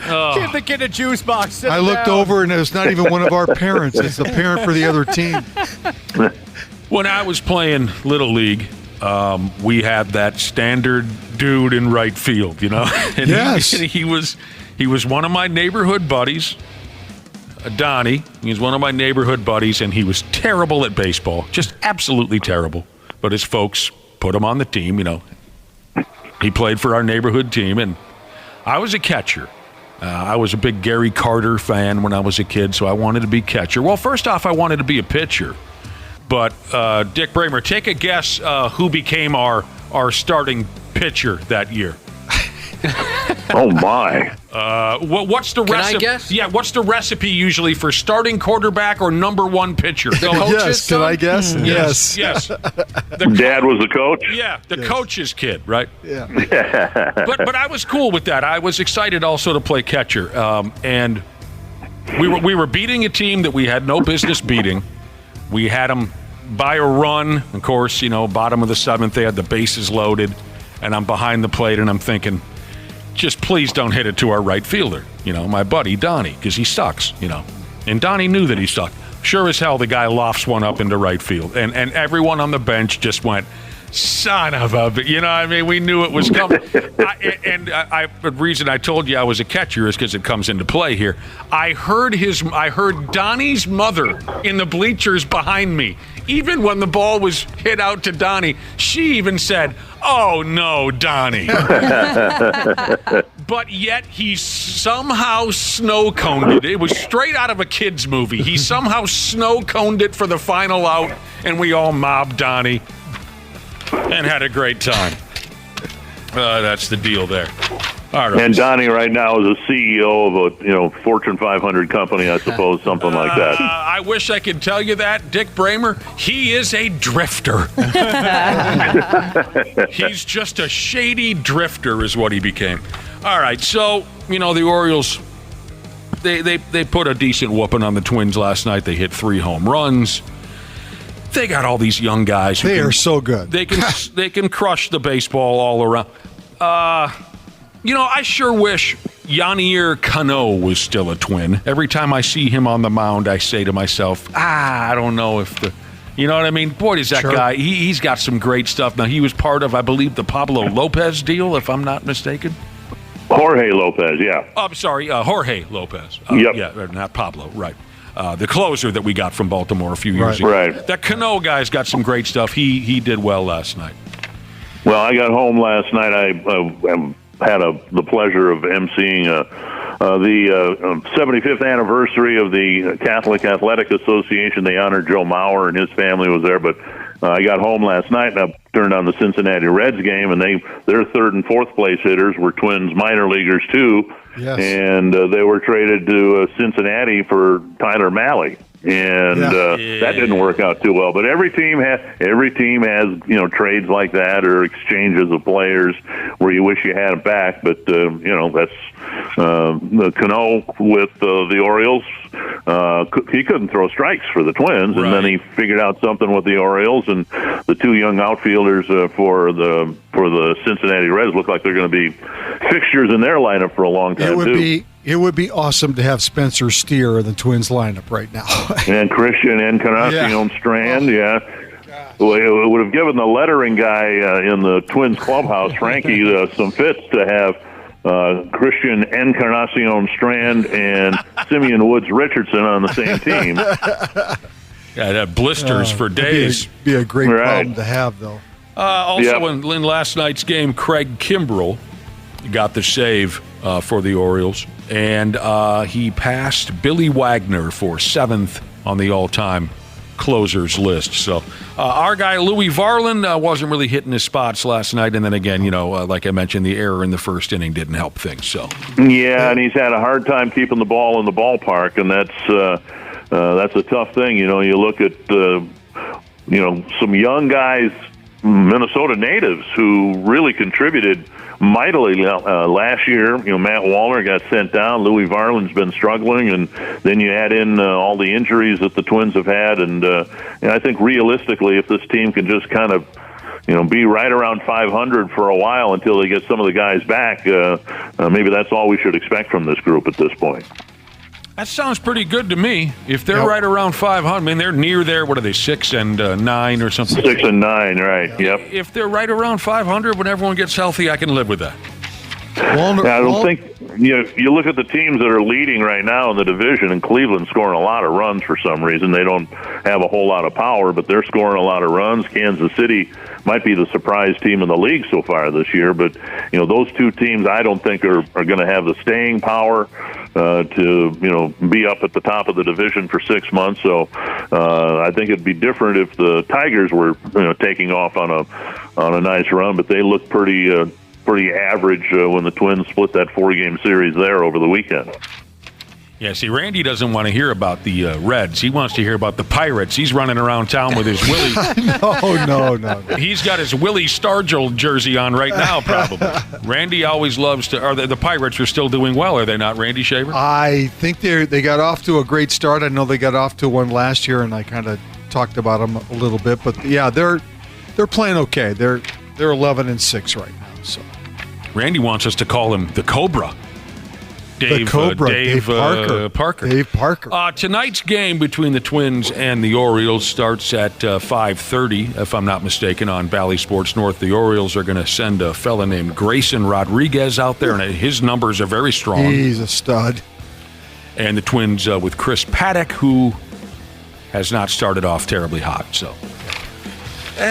One of the reasons the Twins were so good last year and so much fun to watch is, they had a pretty deep starting rotation, and the depth of that hasn't shown up so far this year, with Varland struggling and Paddock hopefully will get better as the season wears along. But Joe Ryan's been good. Pablo Lopez, other than his start against Detroit's been pretty good. So we'll see how it all plays out. Sure. Sonny Gray pitched a great game for the Cardinals last night. He's back off injury, and Wallner ends up getting sent down to the Saints. He struck out 17 times in his 24 at bats. Ooh. To start the season. Oh, I missed that. So he's been officially sent down. Yes, Wallner was sent down to St. Paul. So the Twins are just struggling all the way around. It's just there's just no two ways about it. 17 strikeouts in 24 at bats.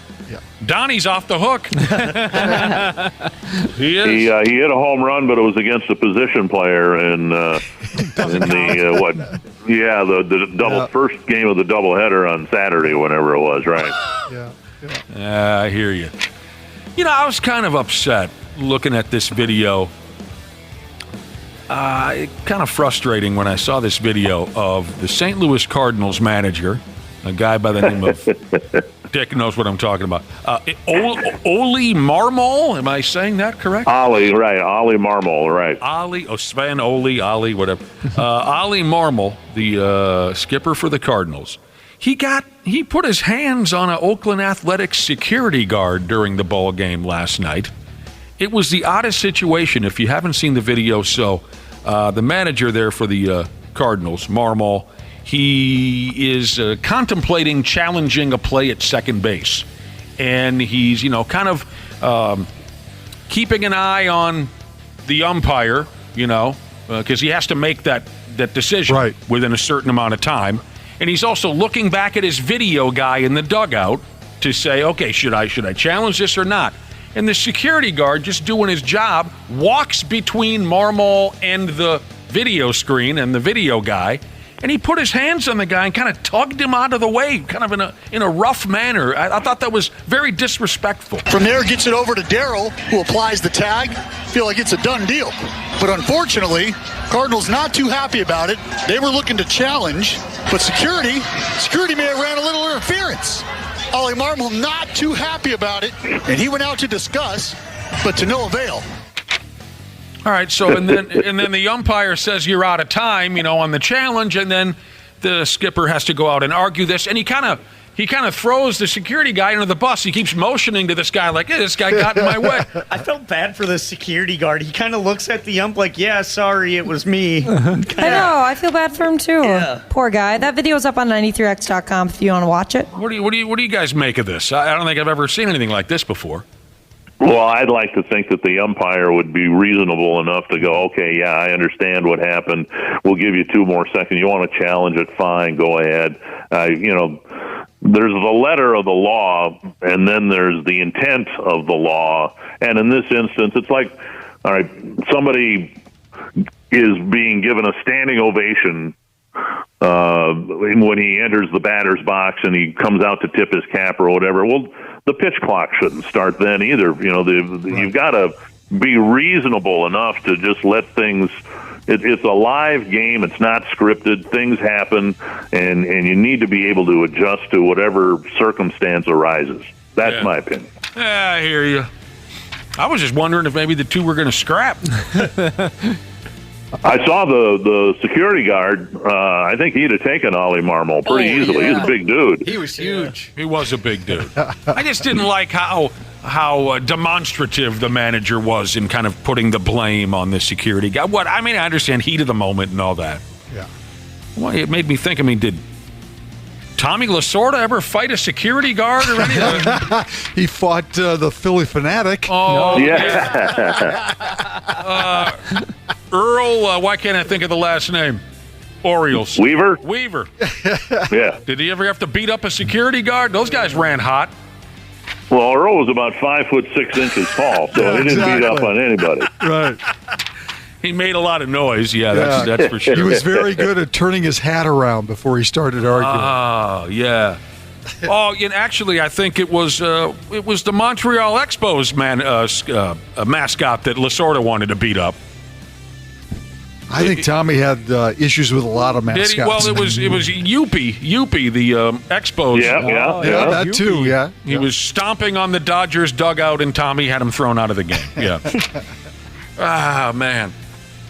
All right, so here we are. We got Dick Bremer on the line talking some baseball now. The WNBA draft last night, they had Caitlin Clark going number 1 overall. We'll get to that. But it made me start. I mean, I should have brought up, I guess if I wanted to talk baseball's draft, I should have talked about it when it happened. But for whatever reason, the WNBA draft made me look up all-time number 1 draft picks in Major League Baseball. Now, the Twins had it a few years ago. They picked Royce Lewis, number 1 overall picks. A website went and ranked the all-time number 1 draft picks in Major League Baseball history. In Major League Baseball history. And interesting, there's a couple of Minnesota ties here. Yep. I'll go 10-1 for you. I'll go 10-1. Overall draft picks, number 1 overall draft picks in baseball history.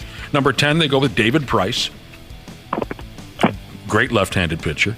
Mm-hmm. How many Cy Youngs did he win, I wonder? No, it says 1. But he was a runner-up twice. David Price, number 10. Number 9, Adrian Gonzalez. That kind of surprised me. Oh, yeah. He's a great hitter. Number 8, Darryl Strawberry. Back in 1980 with the New York Metropolitans. Sure. Darryl Strawberry. Now, didn't we hear about him recently? I think they were inducted into the Mets Hall of Fame. Oh, boy. He and Gooden. Is he? I think he's a pastor now or something like that. Darryl Strawberry. That sounds right. He played here for the St. Paul Saints. I almost forgot about that. Yes, he did. Number 7. The number 7 all-time number 1 overall draft pick in Major League history, Carlos Correa. Sure. Number 6, Garrett Cole. Yes. Pitching for the Yankees. Number 5, Joe Mauer. I'd put Joe Mauer higher than that. You would? Sure. Yes, I would. Okay. No, I'm not. He's a Hall of Fame player. That. Just asking. Number 4, Bryce Harper. I'd put him ahead of Bryce Harper. Yeah, Joe Mauer ahead of Bryce Harper. Sure. For sure. I like that, Randy. For sure. Number 3, Ken Griffey Jr. Not ahead of Ken Griffey Jr. Okay. Number 2, Chipper Jones. Chipper. Well, you got a problem with that one, Randy? No, that's good. Okay. No, he's a great player. And the number 1 greatest No, don't say it. What? Oh, God. Alex Rodriguez. I would put Mauer ahead of A-Rod. Alex Rodriguez. And there's a real good chance, I would think, Carlos Correa will climb on that chart before his career is over with. He's hurt now, but he was off to what he said was his best start this year. So he's, 30 years old, and probably is going to be playing for another 7-8 years anyway, so he may climb that list. What do you think of that list, Dick? I'm a big Chipper Jones fan, so I might have moved him up a notch or two. And I mentioned it last night at this banquet that was honoring others, but Joe Mauer and his family in particular. I have a greater, and I told Joe this last night, I have a greater appreciation for his career now than I did toward the end of his playing career, because we got spoiled watching him behind the plate, and now we see maybe how difficult it is to catch at the major league level. And then we're reminded, those of us who were lucky enough to watch him play behind the plate, how great he was defensively. It's one thing to win a batting title. That's great. Tony Oliva won 3 of them. Joe Mauer won 3 of them. But to do it as a catcher and the demands of that position, I'm astounded that I'm not astounded. I'm not the least bit surprised that he's going into the Hall of Fame on the first ballot. Yep. Mm-hmm. Yep. We mentioned Garrett Cole, who was drafted by the Pittsburgh Pirates, but now he plays for the New York Yankees. Dick Bremer, the Yankees lead announcer, is retaring. Is he a friend of yours? I wouldn't say we're friends, but I've certainly gotten to know John Sterling over the years. I have memories of him back when I was starting. He was doing games for the Atlanta Braves, and then, excuse me, John was always very friendly to me. Worked until, 85 years old, and he abruptly retired, has some health issues and all that. John went about it in his own way, I've never had a home run call. I didn't like the repetition of it all and all that. And John took it to a bit of an extreme. He had a different home run call for every Yankee player. Oh, is that right?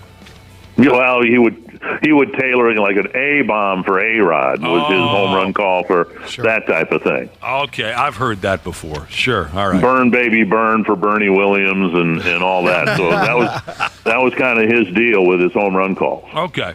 I've certainly heard his stuff before. Now that you mention all that, it's kind of a decision, kind of an abrupt decision though to retire. Like as the season started, is there any? I thought I heard he was sick. Oh, is that what it is? That's what I thought I heard. I can't be sure. Yeah, I just, when I read about it last night, I was like, well, the season's already started. Something must have happened that he ended up making that decision. So it was health concerns, is what they said. Boy, that's too bad. All right. Oh, by the way, can either Dick Bremer or Randy Shaver tell me who the number one overall pick was by the Minnesota Twins in 1983? I believe, was it Tim Belcher, maybe? Tim Belcher, who didn't sign with them? No, he didn't sign. There was another one in there, too. Jason Varitek was a top draft pick for the Twins, too, and he didn't sign. He went back to college, too. The Twins weren't offering a whole lot of money back then to their draft picks. Got a text from a listener that says, "Where's Babe Ruth on that number one pitch?" There was no draft. Right. I think the first year of the draft was 1965, I believe, something like that. You're correct. Yeah, back in Babe Ruth's days, they just kind of threw you on a rail car, and you ended up in Hershey, Pennsylvania or something. That was true free agency back in that day. Where's Babe Ruth on the list? Hey, what the hell? All right, I got a funny story here for you, Dick Bremer, Randy Shaver, everybody else, about a Toronto Blue Jays player who finally got his own baseball card. What a thrill. We were all, every one of us had some kind of card collection going when we were kids, absolutely. right? Oh, yeah. Yes, of course. Sure. Collected. Wish I still had them. Right? Oh, shoot. Yeah, same here. It just makes me cry because I had some great cards. You would have retired a lot sooner. Probably, yeah. Cards have had a resurgence here lately when for a while it seemed like nobody cared, but for the players, I'm sure it's still a big deal. Yeah, look, my own baseball card. Like when television wrestlers get their own action figure, So here's a Toronto Blue Jays player finally getting his own baseball card, and it's not him on the card. Oh, no. It's not... It's a different player. Yes, it's a different player. They screwed it up. Somehow at Topps, they screwed it up. How do you do this? Somebody's getting fired. Nobody knows how this happened. But, oh, no. Who's the player?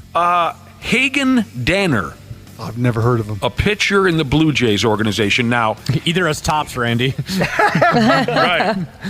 Right now he's in AAA, but he did make his debut last year with the Blue Jays, so that was enough to earn him a card. Sure. So he gets the card, or the card comes out, and it's not him. It's a different player. He called.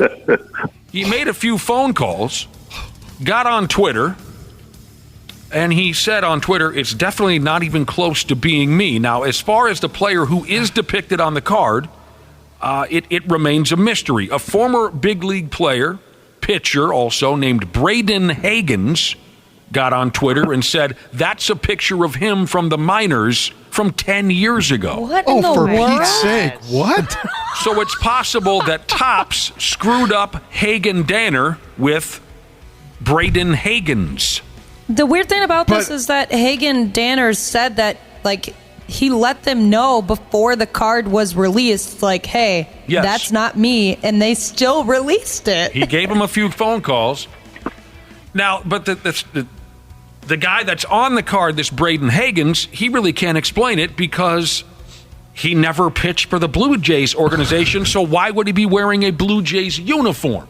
So then the next idea is that Topps used photoshopping. It's just a total mess here. Well, then there's also the signature on the card, too. So it's okay, that's just bizarre.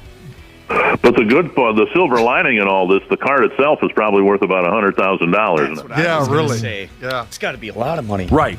Like you hear all the time about the Billy Ripken card. Right, right. Which the only thing people know about Billy Ripken is that card.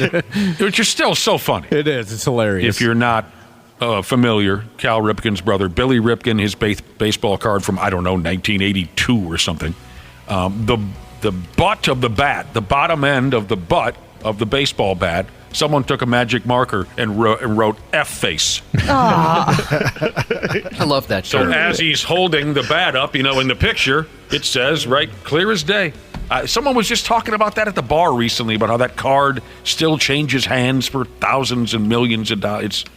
But this poor guy, this Hagen Danner, the thrill of a lifetime, here's my baseball card. He opens up the box and it ain't him. Oh, man. They do look similar. I mean, I guess beard, long hair, but I guess you got to ask the folks at Topps how they screwed the pooch on this one. Randy Seabass Jesus said he has his dad's baseball and football card collection from the 70s and 80s, and he said there's probably well over 3,000 cards in it. Oh, my gosh. Wow. Dick, did you keep all of your baseball cards in No, it sounds like a cliche, but I put them in the spokes of my bicycle. You'd open up a pack, you'd get a Mickey Mantle, and it's like those cards would be worth so much money now, and unfortunately, like everybody else, either I put them in the spokes of my bicycle, or my mom threw them out, whatever. Yeah, sure. Yeah, a lot of us had that problem. Oh, well, there you go. Yeah, but the gum's still good. For about 3 seconds. All these years later. Yeah, you ever stab yourself in the roof of the mouth with that stuff? Yeah. Oh, God. It had the consistency of peanut brittle. It did. Oh, so good. You'd open up the pack, and if it was still in one piece, it was a miracle. Yeah, right. It would just crack like Powder glass. all over. I love the powder. It was just awesome. I would line it up and snort it like I was Tony crack. Montana. Yeah, really was. I'd say, this is what I'd say. I'd say, you want to play? Okay. And then I'd snort the powder off the... There are very few things that make me smile that I remember from my growing up days. That is one of them. Opening up a fresh baseball pack, and the first thing you see is the gum, and you just smell the gum. Just for me, it was so great. For me, it was opening up a can of Copenhagen, and then you smell the. All right, Dick Bremer, you're off the hook for another week, but man, we always have a great time, and we look forward to next Tuesday chatting it up again. It is one of the highlights of my week, everybody. All right, enjoy watching the game tonight. Dick Bremer joins us every Tuesday. Thank you, Dick. You got it. Here we go with this and that, and Janel Klein and Randy Shaver. Okay, we mentioned Caitlin Clark, selected number 1 in the WNBA draft by a club called the Indiana's Fever. With the first pick in the 2024 WNBA draft, the Indiana Fever select Caitlin Clark, University of Iowa. All right, and then her jersey sold out in an hour. Sure it did. The Minnesota Lynx were involved in that deal last night. In the WNBA draft, they selected a gal named Alyssa Peely from Utah and a gal named Kiki Jefferson from Louisville. You got a read on either of those two, Randy Shaver? Well, first of all, they traded back earlier in the week from the 7th spot to the 8th spot. So there must have been something that they saw that they, because everybody thought they'd take Angel Reese at number 7. She ended up going number 7 to Vegas. She's 6'2". She can shoot the 3. She is a pretty good post player. I was reading a little bit about her last night and then this morning. She's very physical, but is going to have to figure out how to be a better defender at the next level. But sounds like she's a great player. I saw her interview last night. She's excited to get this opportunity to play in the WNBA, and we'll see. She's certainly going to get coached up because Cheryl Reeve is one of the best coaches in the league. So, Janel Klein, you ever cover any stories down there in Louisville? Yeah, I've been to Louisville. Course. Yeah, many times. Louisville. I still don't really know how to say it. That was an old gimmick that they did on. I loved this show for so many years, and now I haven't watched it in decades. NFL Prime Time with Chris Berman and Tom Jackson. What a great show that was. Yep. Who else watched Prime Time? I did. And they always had that gimmick. Well, because I believe Tom Jackson went to Louisville. That's how he said it, Louisville. So whenever a player made a play from that college, Chris Bremer would say, "From where?" And Tom Jackson would say, "Louisville." They had the hee-hee bit whenever Michael Jackson caught a touchdown pass. Oh, I love that show. Expansion is in conversation over there with the folks from the WNBA. Expansion, Randy Shaver. Okay. They want to go to Philadelphia, Toronto, Portland, Nashville. All of those cities? 4? Wait a minute. Maybe that's an exaggeration. They'll consider Philadelphia, Toronto, Portland, and Nashville. Yeah, I don't think they'd expand 4 teams at one time. Right, but by the year 20 plus 28, they want 16 teams in the league. Well, I mean, I don't think there's any question that the interest in women's basketball has taken off this year, and I think I think that expansion talk is probably a reflection of where we are right now in women's sports, and I think that that's warranted. I'm not sure 4 teams, but I think it's warranted that the league is going to expand. They've, certainly the partnership with the NBA is early on in its inception has made the big difference. So yeah, it's not surprising that they are looking to expand. Anthony Edwards going to play on the Olympic team this summer at those silly games in Paris. Yeah. Anthony Edwards going to go off and play for the U.S. national team. Yes, or not the national team, the Olympic team. Right, and if people think that the U.S. is going to be a shoe-in to win the gold, I don't think so. What are you talking about? The world is full of great basketball players right now. Well, I still think they're going to win every game. The world is full of great basketball players. Well, right, but enough to make a team to beat Steph Curry, LeBron James, Kevin Durant, Jason Tatum, Joel Embiid. Okay, he sucks. Devin Booker, Tyrese Halliburton, Giroux. Sure, they're the greatest players. I agree with you, but it's not going to be the cakewalk that everybody thinks. Oh, it's still going to be a cakewalk. Let's bet on this. I would love to. It's still going to be a cakewalk. That's great that Anthony Edwards gets to play with those fellas. I wonder how much PT he'll get with that group. Yeah. Team USA's won 4 straight Olympic gold medals. They'll tap dance through that friggin' setup. I don't think they'll tap dance through it. It's interesting. I mean, I don't know how do you pick the U.S. basketball team? There's so many friggin' great players. Right. But names in a hat. Inevitably, there's always a list of snubs.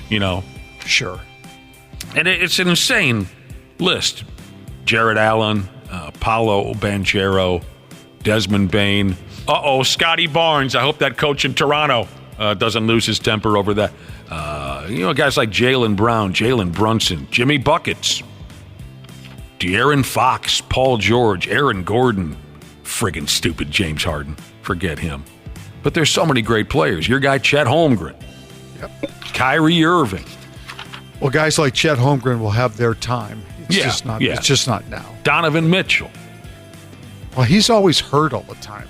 I don't know if you can count on Donovan Mitchell. That I will watch. I don't give 2 pumps about the Olympics usually, but I'll watch a little basketball, especially if Edwards is hanging from the rim. Who's the coach? Good question. Is it Krzyzewski? I don't know. Okay. Didn't look that part up.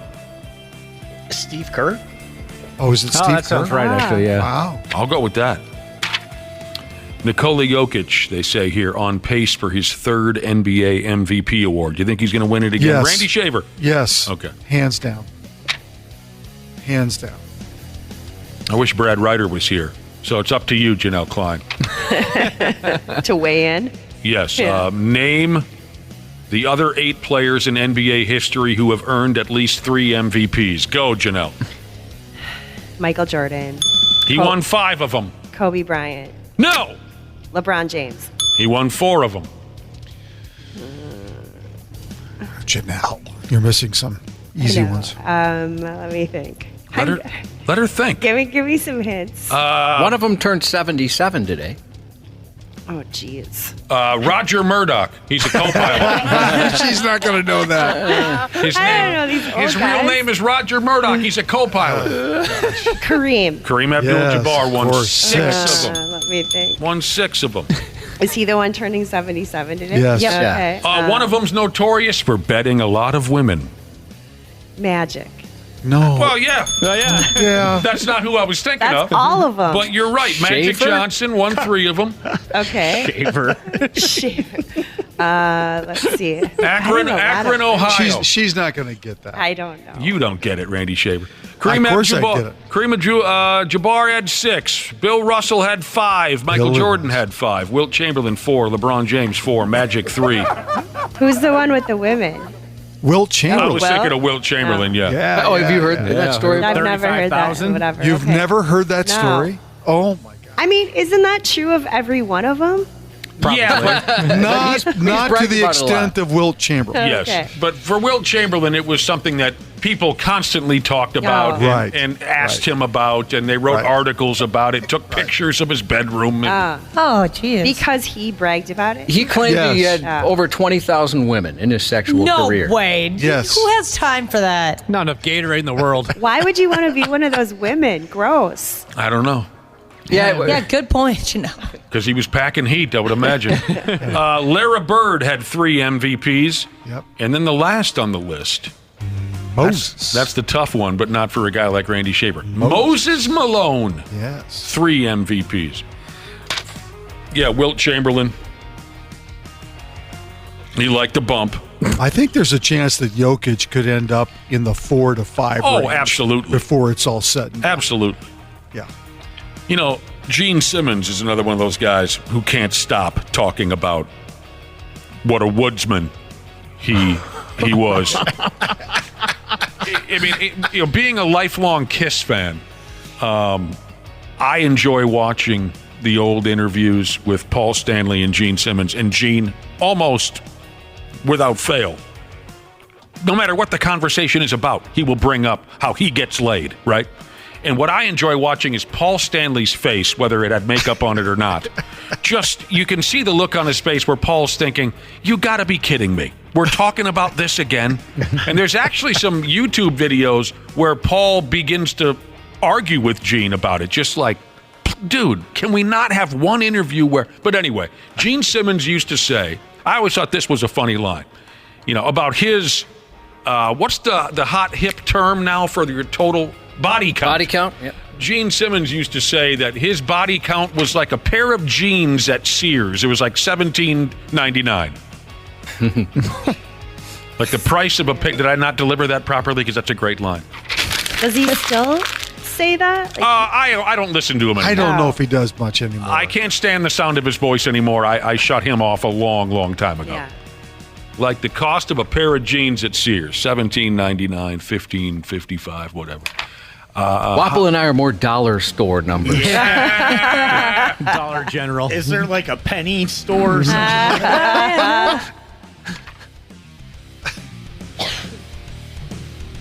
Let me tell you something now. If you weren't a fan of this Boban Marjanovic guy from the Houston, you guys know Boban? Yes. He's like 7 foot. Awesome video. He's 8'6" or something. He does commercials now. I'm trying to help folks out. He does commercials now. He's the most interesting looking guy. Everyone look him up. Look up Boban Marjanovic. Janelle, you're staring at me. You're not looking him up. I have no idea. I mean, I You may have seen the story. Please spell it. Boban. M-A-R-J. Just look up Boban. Boban. B-O-B-A-N. Yeah. You know who we're talking? He's still an active player, but now he does commercials. Oh, yeah. Yeah, he was even in that Adam Sandler movie, too. I don't want to talk about Adam Sandler movies. With that really good-looking basketball player. He was a dream. Hernan Gomez. Did you hear the words that came out of my mouth? Gomez? Hernan Gomez is the last name of the basketball player. Is that him? Oh, Yeah. gosh, I love him. He played here for a while. I can't think of his first name, but right, that Adam Sandler basketball movie. Boban, you guys know the gimmick at most NBA arenas.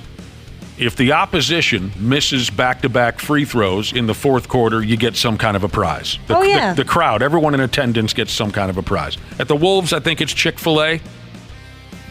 And I think that's the same situation. Chick-fil-A does the same gimmick at the LA Clippers home games. So this was Sunday.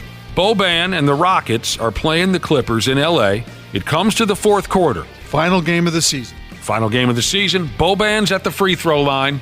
He misses the first free throw. The crowd goes crazy. Yep. Because they're thinking, if this big bastard misses another, we're going to get free Chick-fil-A. Boban is smart enough to catch on to what's going on. Of course, he sits there, for 82 games. He knows the... Right. And he figures, F it, it's the final game of the year. I'm going to miss the second shot on purpose and give these people chicken, and it was glorious. Fans are getting excited here. There might potentially be some free chicken on the board if he misses the second free throw. Boban's playing with the crowd. Say, you want chicken? Here's your job. No, he gave him chicken. He's a man of the people. He's a man of the people. He did that on purpose? He did. He gave out free chicken. That's awesome. so cool. I love that. That sounded like professional wrestling. Yeah, it did, didn't it? Boban lifts his hand up like number one after he did it. Yeah. He's motioning to the crowd before his second shot. He's like, I got this. I know why you're wetting your pants, and I'm going to hook you up. Just hang on a minute. I understand the assignment. Oh, man. That was one of the coolest things I've seen in a long time on a basketball court. And I understand he is just a wonderful, wonderful guy. I've seen him play in person a couple times. It's something to see. Give him the MVP award. I think. Yeah, why not? He is just He massive. whipped the fan vote. Yeah, I definitely. I think Chick-fil-A should make a jersey and they put a number 1 with his. Yeah, he might just land himself an endorsement deal out of this. That was fun. So he took a dive. That was fun. Like Johnny Dangerously when he was going to get in a fist fight with his little brother. And Johnny's mother said, Johnny, take a dive. Juancho Hernan Gomez is the gentleman that you're lusting over, Ashley, who was in the terrible Adam Sandler movie? Yes. Juancho. Oh, he's gorgeous. Right He's all then. tatted up. I'm going to look him up. Juancho. He's a good-looking dude. How do you spell this? I don't know. Just start typing letters and Google will hopefully Okay. figure out what you mean. Okay. The announcer did a great job with that Boban bit. That was exciting Yeah, stuff. that is awesome. The Pigs were in Los Angeles last night. They won 3-1. They'll wrap her up Thursday night at home, Randy. Yes, sir. And that's it. It's golf season.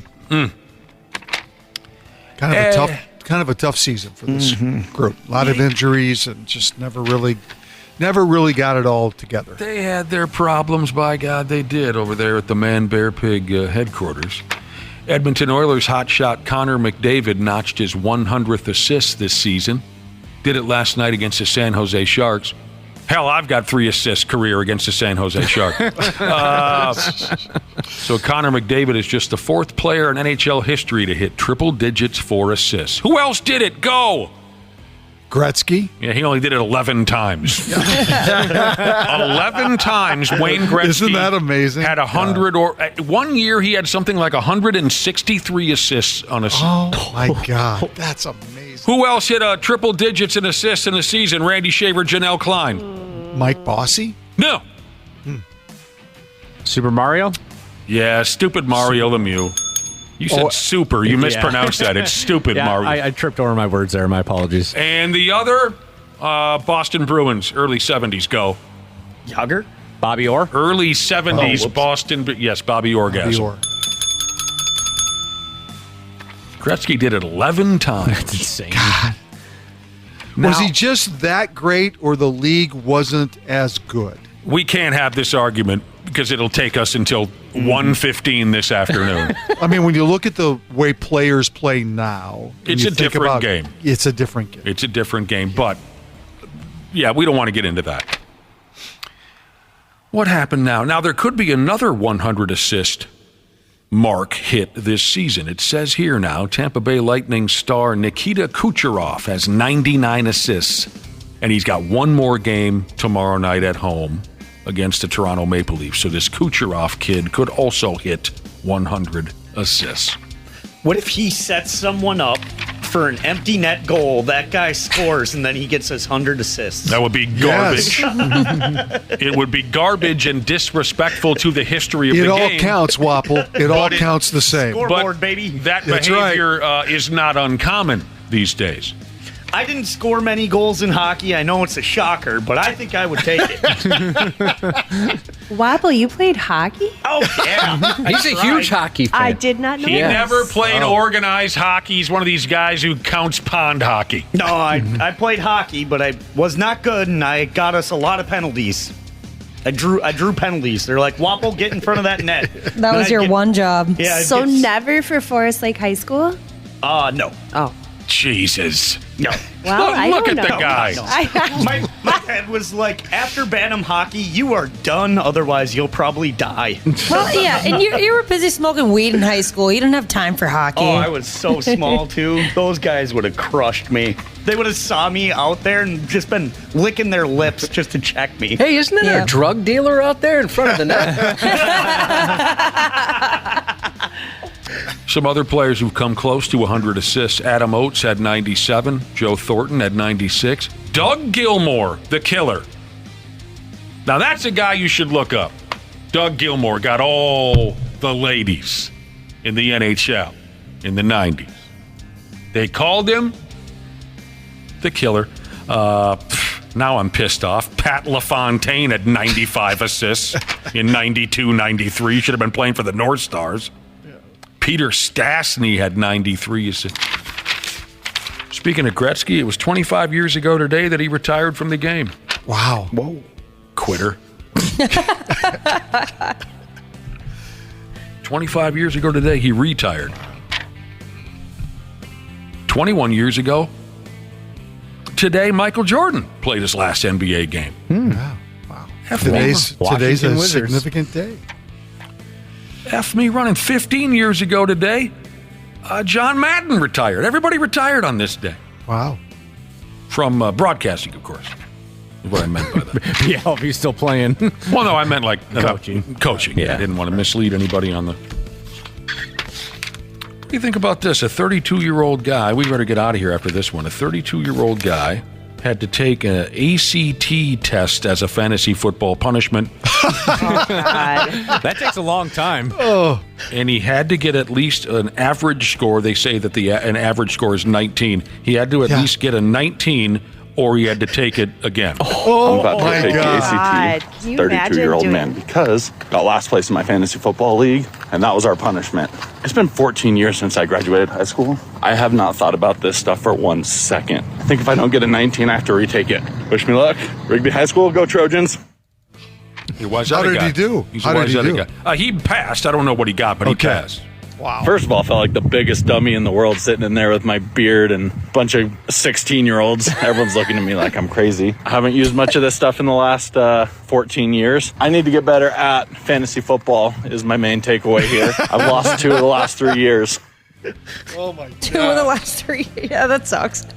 Oh, man. Yeah, they turn the screws these days in that fantasy football setup.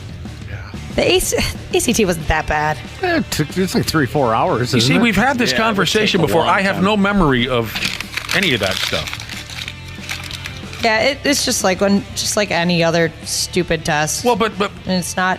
It's not that crazy. Were you required to do it? No. They well, then I must have offered just it. skipped it. Oh, They okay. offered it. They made a day in my high school where you could come and take it, and it was free. Okay. Which was huge because Free. you have to pay for it. Oh, okay. Nick, you that had explains to know that. You were going to college to take it. Yeah, I had no plans for college. Yeah, Yeah, so that's I probably just why you didn't take I it. always forget if it was a required thing or it was optional. If it was optional, I'm sure I just walked away from it. But yeah, okay. So Yeah, you probably took it as a skip day. yeah, oh yeah. Yeah. What were the categories? Was it like reading? I don't even remember. Math, reading, science. Yep. Math, reading, and science? I think there was Writing. another one too. Yeah, writing. Oh, writing. One, I remember one of the categories was S words, words that begin with the letter S. I remember this very vividly. It was S words, words that begin with the letter S, and I said, I'll take swords for 200. That's an old, what was that? The Celebrity Jeopardy? Yeah, great Yes. bit. That's a great bit. All right, we got to get going. Thanks, Randy. You bet. Jungle Jane is dialed in, though. She's going to stick around with us for the rest of the program. We'll be right back on the Half-Assed Morning Show. Half-assed morning show. They're loud, they lose control, they do their little circus act, they're a nuisance. 93X. Our experienced and certified technicians at Standard Heating have been trusted to keep our fellow Minnesotans comfortable and confident for over 90 years. We're ready to do the same for you, providing comfort you deserve since 1930. It is the triple savings spring sale at Standard Heating and Air Conditioning. Install a new furnace and AC combo and save up to $3,000 with manufacturer and utility rebates along with Standard Heating's discount. That's a trifecta. Visit standardheating.com. Our house is a mess. Come on in. I'm Amber Wallen, internet comedian and host of your new favorite podcast, Fly on the Wall. Okay, that's pretty presumptuous to assume that this is going to be their favorite podcast, by the way. Anyway, that wasp that you just heard interrupt me is my husband. And co-host, Benjamin Wallen. Listen in as we discuss relationships and keeping our sweet baby kid alive. Fly on the Wallen, wherever you listen. Half-assed morning show. They're loud, they lose control, they do their little circus act, they're a nuisance. 93X. I'll tell you what. Here we are again on the 93X Half-assed morning show. It's 8:34. Man, I could use a nap. Let me tell you this, Cubby. Cheating on my wife last night while she's out of town took a lot more out of me than I thought it was going to. He didn't do that. It wasn't like the old days. In the old days, I wouldn't even break a sweat. Today, I'm cooked. I don't break a sweat during coitus simply for lack of effort. But I know you give it all you got. He didn't cheat on his wife. Janelle, you're looking at him like, hey, don't cheat on your wife. He didn't cheat on her. Yes, I did. He wouldn't do that. Yes, I did. Love of his life. Went out of town. She's out of town till this tonight. I told you guys, one of the first things I said yesterday morning, I'm a free agent for 2 days. And I got a couple of phone calls, and here we are. And I'm beat. I want to give you a heads up on this Red Hot Chili Peppers thing. We want to send you off to see the Red Hot Chili Peppers anywheres you want. I'll be dipped. Listen to this here radio station during the 9 a.m., 1 p.m., and 4 p.m. nonstop blitzes for your national keyword to text for a chance to see the Peppers on any U.S. tour stop this summer. And they throw in the airfare, the hotel stay, and premium tickets to the show. You can see the contest rules. If you're really bored, look up the contest rules at 93X. Janelle, have you ever, dropped some acid and went off to see the Red Hot Chili Peppers? I never have, but it's on the bucket list. Which part? Both? One? Both. Yeah, both. She's dropped acid, just not before. Right. The show. Right. All right. Heads up on that. Be listening. It sounds awesome. Go off and see the show anywhere as you... what is this now? I got a text message from Medical Chicken Lady Sheezes. She wants a shout out. It's her ultimate F-off day. See, these are the kind of gals, I'm sorry they're leaving town, because I still got till tonight, until the wife comes home. Medical Chicken Lady Sheezes says she's celebrating her ultimate F-off day. She's flying out. Oh, why are you going to Florida? But anyway, she's flying out to Florida. Her first trip in over 10 years. Just her, no kids, no husband. Just she and her girlfriends. Woot, woot. Well, maybe they don't leave till later tonight. You could get some time. What do you think about that? Her first trip in 10 years, going off with all her girlfriends. Unfortunately, they picked Florida. It sounds like a blast. Dangerous, though. All right, good for you. Good for you, Medical Chicken Lady Sheezes. What else is going on around here, Janelle? How you doing? I'm good. Well, that's good. Yeah. It's always good to see you. Did you know that today is National Librarians Day? I didn't, but I do spend a lot of time at the library. What is it with you people? No, the library rocks. For my own nerdy self. If you would have asked me, a year ago. Yeah. Of the 5-6 regulars that we have on this show, how many of them regularly attend the neighborhood library? I would have said nobody. Who the hell goes to a library? But this has come up in conversation here lately, and every damn one of you hangs out at the library. I don't. And it's not for a lack of internet access. No. Which you might assume. Yeah, no. Especially with Dana. I love the library. All right, Wapple, you don't go to the library. No, I but can't the rest read. of you can't read. I can't read the sign. I don't know what they're talking about. You hang out there for what reason, Janelle? Oh, God, I've always been a huge dork about the library. Something very soothing and calming about it. Yes, thank you. I like it. Even when I'm on the road, if I need a quiet place to work, I go to the public library. I don't get love it. it. I love how no one can talk in there. There's something wrong with your own residence? The quiet is somehow better at the... No, well... You'll physically get into your car and drive to the library as opposed to sitting on your own couch. I mean, if I'm on the road and I need somewhere to work... Oh, you're on the road. But no, at home, I absolutely go to the library all the time. I bet I'm there like 2 to 3 times a week. I don't get it. I love that. I love it so much. Update from Medical Chicken Lady Jesus. They don't leave until 5 a.m. tomorrow, so give her a call. We've got her phone number. Give her a call. That is awesome. And Hot Librarian Jesus talks about how the library is amazing. I do love the library. I don't get you dorks. Josh, you go too? Oh, yeah, absolutely. Name what you do there. I check out books. Yeah, I do too. Are you serious? Like crazy. You two are wild. Did the two of you just channel Wapple there for a minute? That sounded like Wapple having a conversation with Wapple. What do you do at the library? I check out books. I don't know what else. That's what I do too. I don't do any of the other things they offer there. I just go and I check out your books. I check out the book. Yeah. That was a spot-on impression of me, by the way. I'm going to hook up with this chicken lady. So, we were discussing earlier how, unfortunately, the neighborhood library in modern times has become a gathering spot for public masturbators and sick maniacs. It's a shame. It really is. This is news to me. I've never seen anything like that.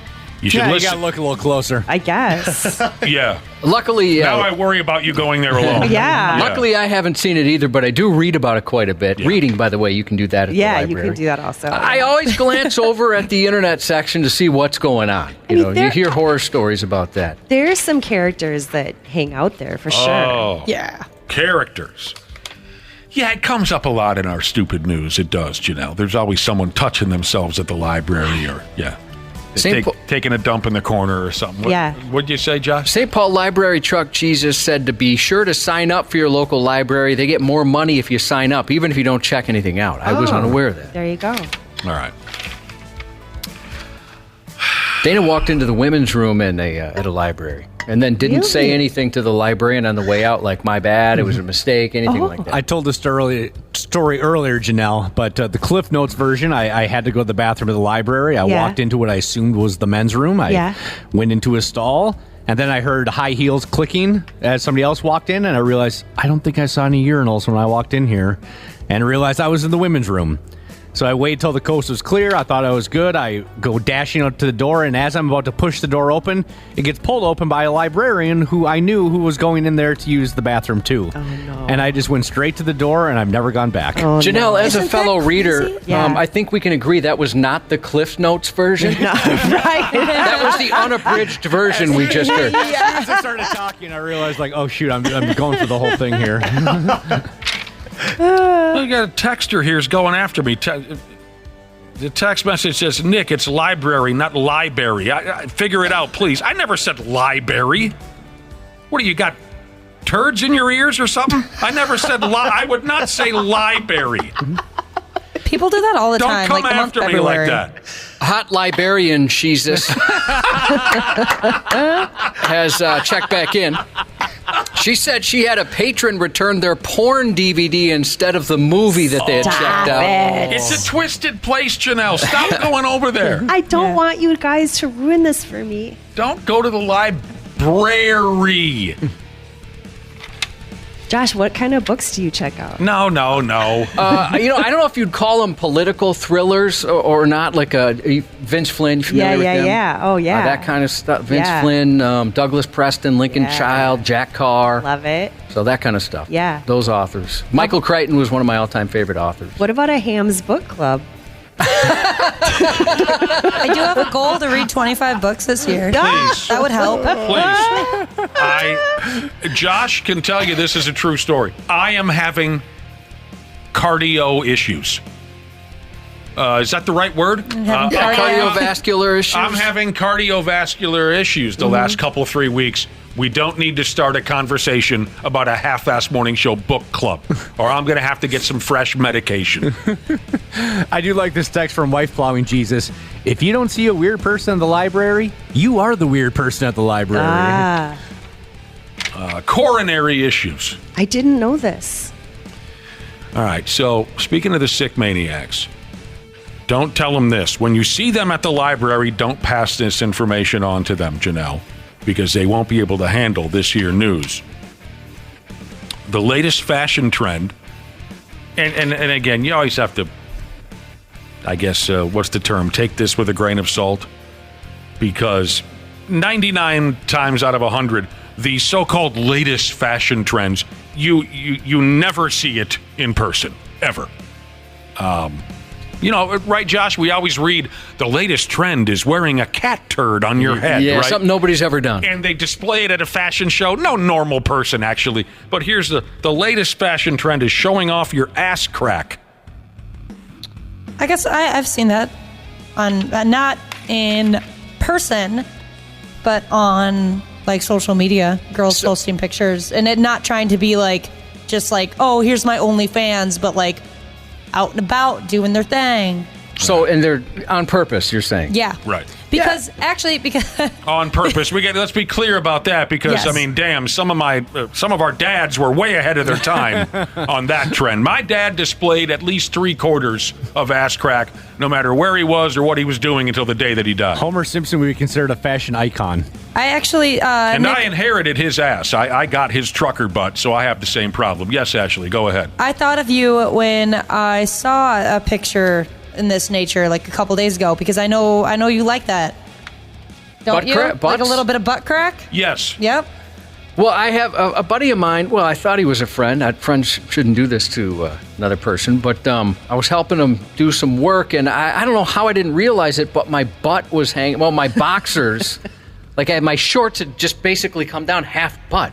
And I didn't feel it at all, but he took a picture and he sends it to me every once in a while. Delete that thing. I don't want that out there. Why does he have that still? I don't know, but how did I also not know that my shorts were half down my butt? I couldn't figure it out. After a while, I think certain nerves are deadened. It's got to be that. After a certain amount of... this is the latest fashion trend. And it's not just... Remember in the late 90s, early 2000s, the low hip jeans? How does a grown person say that? Low-rise jeans. Low-rider hip hugger jeans. Those are the best jeans. Oh, I agree. It's not so much like a resurgence of that. It appears to me that women are wearing... I shouldn't say that.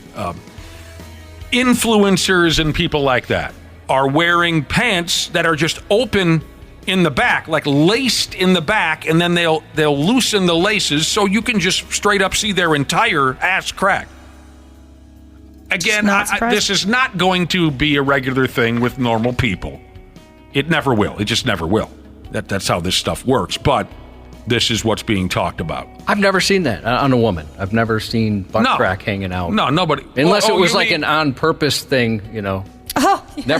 Never just walking around. Oh, you didn't have your eyes open in the late 90s and early 2000s then, did you? Well, they were open. I remember the whale tail. I just don't remember butt crack itself. So, that's the... some are using fancy words for it. Intergluteal cleft. Okay, it doesn't need to be that. You have a hole in the back of your jeans. These would be useful for the bathroom, I guess. Sure, just like chaps. It says here, Katy Perry.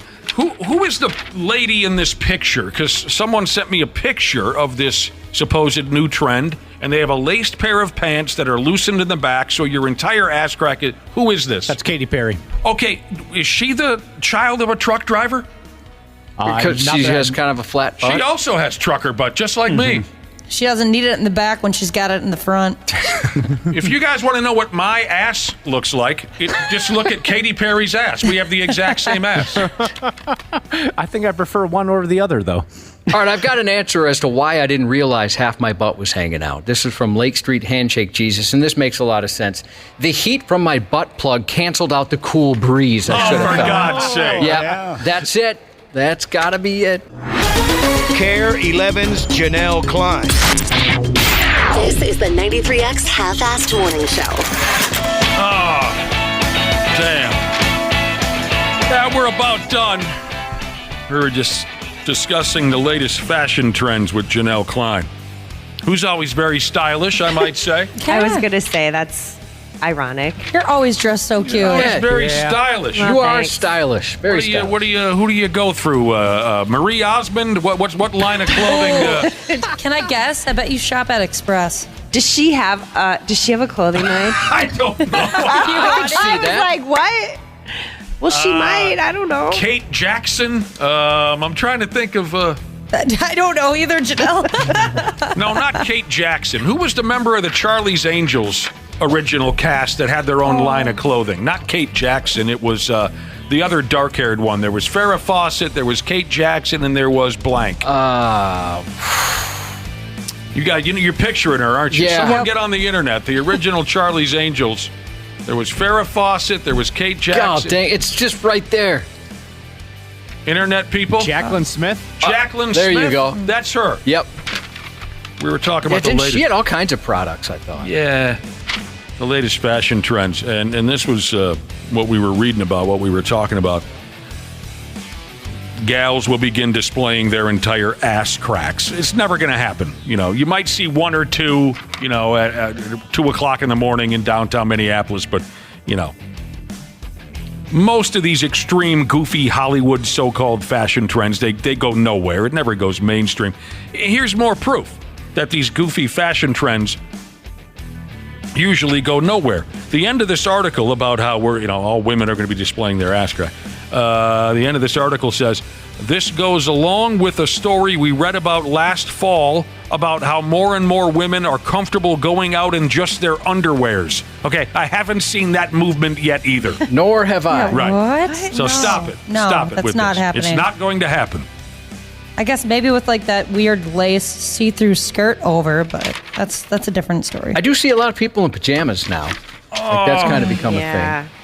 That's crazy. I even feel weird when I after the gym going somewhere in my spandex. I want to be like, I was at the gym. I promise I'm not just wearing spandex around town. See, I love going places in just my spandex. Don't give me that mental image, Dana. Yeah, I didn't like that either. That was the whole point. I don't wear spandex. Oh, man. South African people have the biggest butts in the world. I wouldn't have guessed that. They measure in on average at 41.73 inches around. South African people have the biggest asses in the world. Yeah, wouldn't have been my first guess either, Josh. You got the Miss Bum Bum, right? Mm-hmm. You got your Brazilian Bum Bum cream. I would have pictured somewhere over there as having the bigger butts, just because how good they are at showing them off. Mm-hmm. It's true. I once heard a guy describe a girl's bottom by saying she's got an ass like a corgi. That's weird, but I get it. You do? I don't get it. I don't either. Corgis have those Corgis have perfect little big butts. big bouncy butts. Oh, yeah, do they they? bounce. Yeah. They bounce when they walk. Oh. They like to shake their butts. I did not know that. Yeah, I think there's a website dedicated to just cute videos of corgis walking away. There is, you're right. And their big, fluffy, adorable corgi butts just bouncing all over the place. So there you go.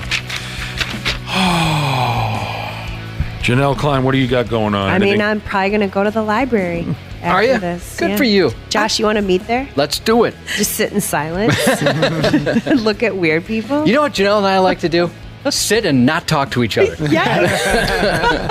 Well, bring a companion with you, because really, we're not kidding you. We keep reading these terrible stories, and we'd hate for you to get caught in the crossfire of some sick maniac. I think I need to be paying more attention to stupid news. I didn't know this was a thing. Yeah. Yep. Well, got to keep your head in a swivel these days. Stay away from the corners in the library, the dark corners. Maybe we should wait until next week to tell you about sounding. Or are you already familiar? I have no idea what that is. Yeah, that will be next week. Yeah. Well, save it for. We talked about that in this morning's stupid news. Sounding. Yeah, I don't think you're ready for that yet. Well, Janelle. we'll write that down next Tuesday. Sounding seminar with Janel Klein. Seminar. Janelle, you have a birthday coming up? We could get you a sounding kit. Sounding kit for your birthday. Thanks for hanging out with us, Janelle. Thanks, you guys. Nice seeing you again. Good to see you. Happy birthday to Hank, turning the big 06 today from Dad, Concrete Cowboy Jesus. And I just realized I should send you an apology for putting that last conversation so close to that birthday shout out. Happy 31st to Tire Flipping Jesus from his smoking hot wife. Have a great Tuesday. The 93X Half-Ass Morning Show. 93.